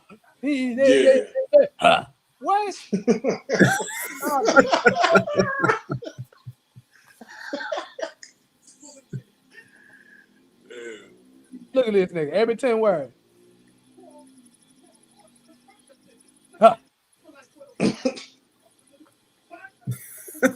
Why come the pastor die? Why come? And they all sound alike. That's my thing. Like you can give the word. That's fine, but they're like the fact that all of y'all saying the same way, it means you're copying somebody. And when you're copying somebody, it means it's not your real thoughts. It's not authentic. Yeah. Like with acting, right? When I first started, and they was telling us to do a scene, like when I was in school when I was still in college as a theater, a theater major, right? They was telling me do a scene like from a movie show or whatever, and have it prepared for your next day in class, right? And we do a scene, and some of the time, me or whoever will come in and we'll do a scene and basically imitating the actor that did that scene. And our professor was like really hard on us about do not try to copy. Like a lot of people, Denzel is very popular, especially in the black community. So a lot of people pick Denzel Washington scenes, right? Yeah. And then they'll try to imitate exactly how Denzel did it. And they were like, bro, we already have. They're like, we already have a Denzel Washington. We don't need another. Yeah, and when you think about it, like it's kind of hard to, like, if you're trying to learn that, like, and get into who you would be in that character instead of who you already know the character to be. You know what I'm saying? Like, I feel like that would be like one of my biggest struggles. Be like, go do Keenan from Keenan and Kel. Go do Good Burger. I'll just be in there acting like Keenan from Good Burger, bro. Like, wouldn't even know what to do with it. You know what I'm saying? With the Israelites, but it was the covenant that tied them to God. And so now, those of us who are in covenant, we become the partakers of these blessings. So when you see Isaiah talking about awaken those who are asleep, those who are in darkness, yes, it applies to the Israelites who believe, but as Ephesians says, it applies to all the faithful who are in Christ Jesus. It is clear, my friend, that these verses are not limited in scope as you all want to limit it. Salvation goes well beyond. Have we changed topics? We're on the last one still. I just never, Oh, I'm hearing Isaiah and all this. Okay, so make me change topics. Nah. Ephesians.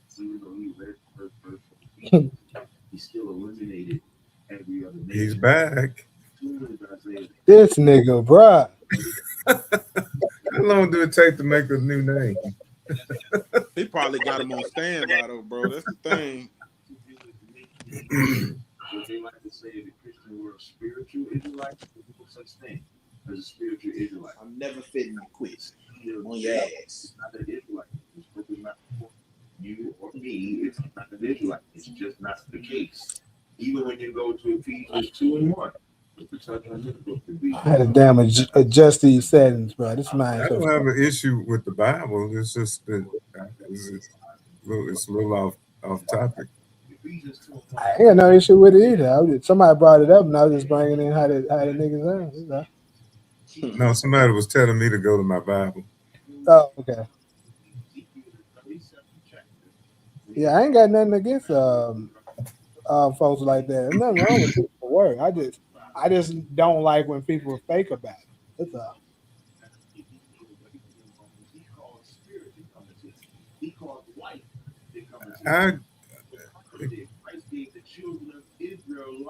Oh yeah, I know it, Ali. I ain't thin skinned. I think it's the way, like the discipline that comes with what you're saying. Because I feel like you could be on there, you be saying all that stuff, man. But if I'm not with you or know, like your everyday, your day to day, or I can't see anything like that, bro, I'm not holding you to those standards. So when you be on here talking all of that, like, and God said, you be like, all right, bro, what'd he say? Like, you know what I'm saying? Like, fill me in. Tell me what he's talking about. So we can talk about him. We can talk about it together. You know what I'm saying? But Isaiah the 60th chapter. Now we started at in 16, which I started at verse. I'm gonna end with verse 12. It clearly says, for the nation and kingdom that will not serve. So everybody that's in here, did everybody get their take on what they think the best season of all the spinoffs were? Everybody did. We got a new crowd in here now, though, I think. There's a couple of new people in here. Oh, shit. Because I ain't going to be on here too much longer now. I want to point out a little detail that I saw, because I got to get out of here and go help Kate get sober at an AA meeting. She coming to Memphis for an AA meeting at 6 o'clock. So, but you remember the scene where she's at the AA meeting, D-Mac's on the phone, and she making coffee. Mm-hmm. So that's a ritual in AA meetings. You have to have coffee. Just like she said, people go crazy if they don't have coffee when they come to an AA meeting. So a lot of times newcomers will be the coffee makers, right? Okay. But then right at that scene, at the beginning of that scene, what is she doing? I don't know. She's got a scratch off. Oh yeah. She did. Now see, it would take a recovering person to understand that scratch off is gambling, and that's probably not a good thing for a person that's new in sobriety. Because it's like another addiction. Yeah. So that to me is that could be some kind of why they put that in there. Somebody's got some knowledge of AA meetings, but they all over the place anyway. But still, for her to be scratching off and then turn around making coffee for AA meeting, and all they do is talk about drinking. I don't know if she gonna stay sober or not. Well, we know she ain't. But there's a lot of folks stop drinking and drugging, and they ruin their lives at the casino. Yeah, it simply that happens a lot. And it's in the plural, so it doesn't mean nation. The ethnos is nation, but the word in the text is ethnosin. It has reference to not just one nation, but nations. And so with just a little bit of understanding of the language makes it clear that through Israel's fall, not just the nation will be brought back, but nations. And these nations are non-Israelite nations. And I'm going to prove that even further. So Leah has season 1 of book 2. They stumbled rather. No. I like season 1 of book 2. Can I say? Can I say it's better than season 3 of Raising Kanan? No, but I did like it. If I had to, it would make my top 5. Out of the top 10, that shit low, nigga.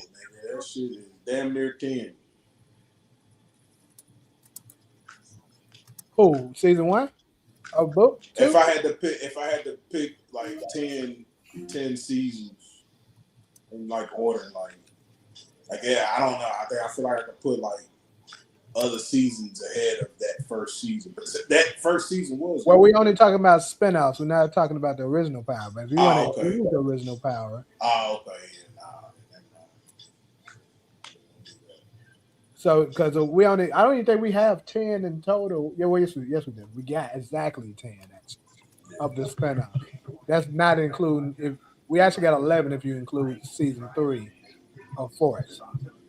4 seasons of book 2, 4 seasons of Raising Kanan, and 2.5 seasons so far of Force. So if we had to go ahead and pick that out right now, for me, the only seasons I think I can say undoubtedly was better than season 1 of Ghost to me would be season 3 and 2 of Raising Kanan. So far, season 3 of Force. So that's 3 of them. And that's probably it. So it probably make number 4 on my list. Where did you put season 2 of Raising Kanan?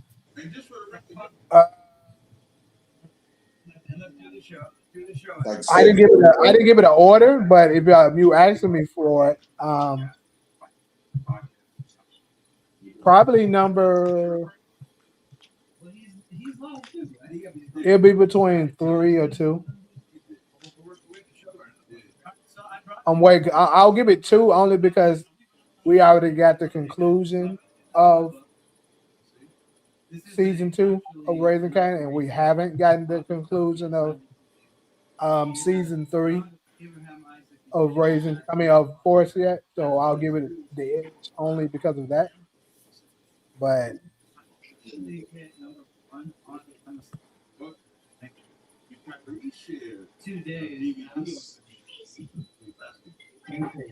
tell me why the yardies pull up and out of everybody out there with guns, y'all only hit the motherfucker in the wheelchair. Y'all hit the stationary. Out of everybody else out there.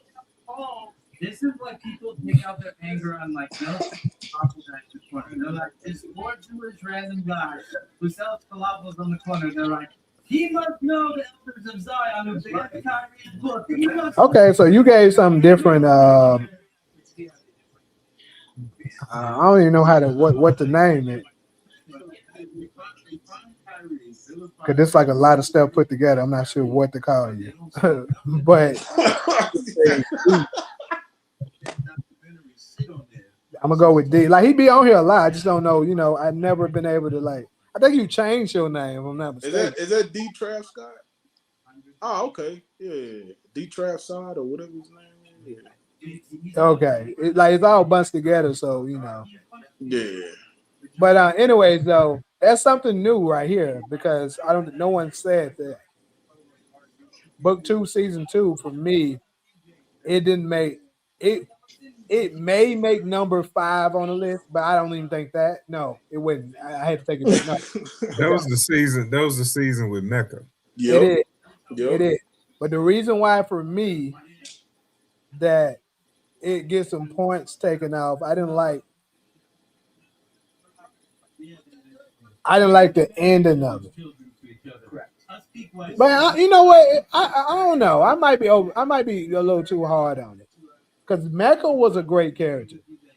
Yeah, he was for sure. He definitely had those things up. The Zeke situation, I knew he was gonna die, but for me, I didn't like the Zeke situation. I thought that was bad. Like to me, Lorenzo shooting him from far distance like that. it just didn't make much sense to me. I don't think most people would have done it like that. It doesn't seem too realistic, in my opinion. So that's a slight knock. And what else? Actually goes into great detail about King Solomon sending 400 families from the time of Benjamin, the first ever outpost in Ashkenaz. And then thing, Like, also, why would Mecca be running to the airplane? You know, and then I can like the way Cain, you know, they had him to. They I never thought it made sense that they were saying we got to convince Cain to believe he's about to kill his father. Like I never got where were they going with that. Like you could have just simply told him, hey, we need you to look like you're going to kill your father. Because he could have accidentally killed Lorenzo. The way they did that. You feel me? Like you really was relying on Tariq. And look how Tariq was like, stop. He could have just went to shooting and killed Lorenzo right there on the spot. I just think they were way too dangerous the way they did that. They could have just simply told him, look, we're not killing Lorenzo for real. You just got to look like you are. So that Mecca to believe it. Told him to put on the act. That part just didn't make sense to me. Which is literally in the Bible, God says he's going to exile you to the four corners of the land. That's not you guys, so we're not on there. And the Ashkenazi Jews, just so you know, like we literally went to London, South Africa. Man, season 3 of Raising Canaan was shit. I don't know what you talking about today. Yeah, that was my favorite season. I'm from Los Angeles. My favorite. It's us. So, well, you might have gone to Los Angeles also. Did you guys build an area? You're talking about Russia. You can get a book called The Russian Icon. You ain't lying though. I gotta, you know what? We gotta give season 2 of book 2 some love. Gotta put some respect on it because that damn table scene was legendary. That shit was legendary. What the fuck is she talking about, Mo?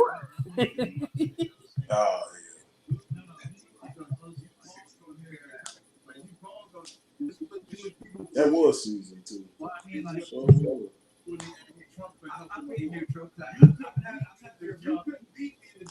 you ran into your the only time that blacks ever had any sort of rulership. Okay, let me answer you then. Let me answer you like a scholar. The only time that I know if blacks had any sort of rulership in Europe for the Moors of Spain. Why did they call them Swarthy? Why did they call them the Douglas? This is what news to me. That, like, all of a sudden, what's that show on Netflix? Yeah. Why did they call them Up and Down? Black? Why did Ben Franklin say we don't want America to be black like Europe? They make these statements because Benjamin Franklin made this is what? That we don't want America to be black like Europe. That's what they said. Really? Yeah. So you're telling me the time of Napoleon Bonaparte, Europe was black? Yes. When we say black, like you see, like America is Mecca is real evil until Zeke revealed. Hold on, Branford, you are back. God damn, nigga. He ain't getting rid of bro. You said what? He ain't getting rid of bro. Yeah. So Benjamin Franklin was a contemporary roughly of Napoleon Bonaparte. Nigga, he got to be stopped some kind of way. It's crazy because some of the times he can chill out and be engaging in the conversation. And then out of nowhere, this nigga just starts spamming. Like, what the fuck is wrong with you? I can only see him on the screen yard. I can't see him on the mobile or the YouTube. I don't know. Obama's, I wouldn't say black. He's not. Who was the first black president? The general. Who was the first black president? You said there was a first a secret black president. No, I'm asking you. I'm trying to get you to define it because I'm trying to black story. You guys. Hold up, man. I'm trying to, because this nigga got to be stopped some kind of way. You know, I agree with you there. I don't like the term black. I think like it's completely ethnically incorrect, and it's like the world is so much more diverse. I don't like the term Jewish. Well, two are colors and one is an ethnicity. So, Jewish is not an ethnicity. How about Judah? Hold up. Or Judah. Oh shit. Jewish is Jewish. Jewish is religion because in Jewish, you are an Israelite by your mother. Got his ass. Got his ass, y'all. Got him up out of here. Nah, we're gonna see what he gonna do it now. Now what you gonna do, nigga? You see, you come back. I'll tell you, I personally don't do the DNA because I don't want China to have. New name for 2026 is Mole Trolls. Mole Trolls. That's great. Yep, right. Christmas is canceled. I'm in the hospital for. Damn, my boy. What happened? Who said that shit? Fat boy Chris. Kick. Fat boy Kick. Hope you get better, gang. My grandpa. It doesn't. No, it doesn't. Well, to you, it doesn't. Because you're not We Ashkenaz and Shemitic. I'll tell you. But yeah, that's my thing for season 2. Yeah, this episode is 8 that's coming. That's my thing with season 2. I just thought some of that stuff didn't make sense. So for me, it was a point because for me, what I'll say is better than season 2. I'll say season 1 is better than season 2 of book 2. So that'll be Raising Canaan season 3, season 2. Damn near season 1 of Raising Canaan too. But that, to me, Raising Canaan season 1 was pretty nice. For season 3 so far is better than it. That's a different family line than the family line that the Israelites come from. So you can't be from the family line of Shem and the family line of Japheth genetically if you believe. I'm gonna let y'all know I was the first nigga saying that origin was gonna be in 2000. So I'm not. You said what? Said I was the first nigga that said origin was gonna be in 2000.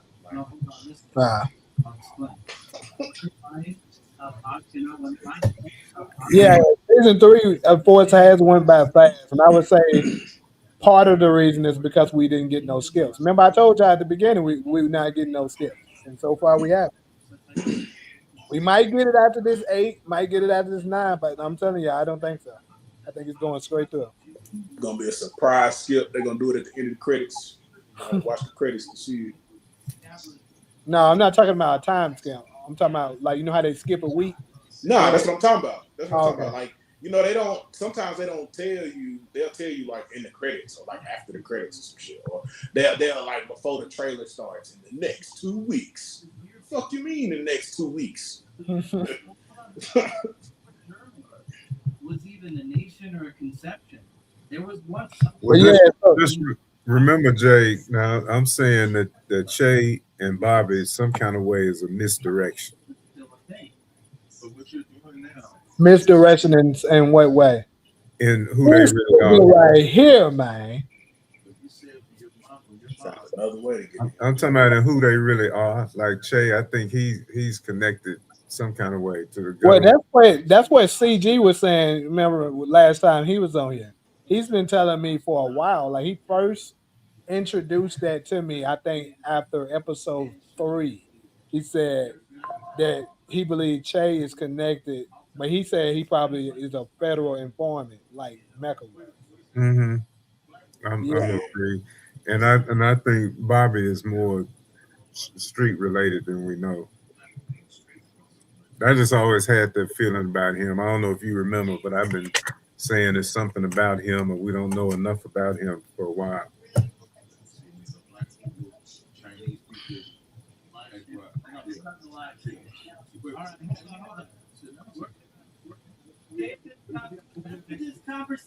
But I got to go to make sure Kate making this coffee at the meeting. All right, I'm ready to get up out of here too. All right, I'll see y'all. Be safe, bro. All right. beating my Yeah.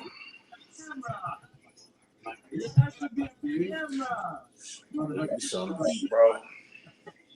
Tell me about it. What did you order that Jamaican food? Making food. You got some plantains? I don't know. From oxtail? Oh, you could. That's right. You can't eat fucking meat. You ain't eat meat. I want to say this live before I tune off so that my audience can hear it. I got a lot against my Jewish. I tried to do that shit. I tried to do that shit for a few months, gang. I gave up, man. Yeah, I know a lot of folks do.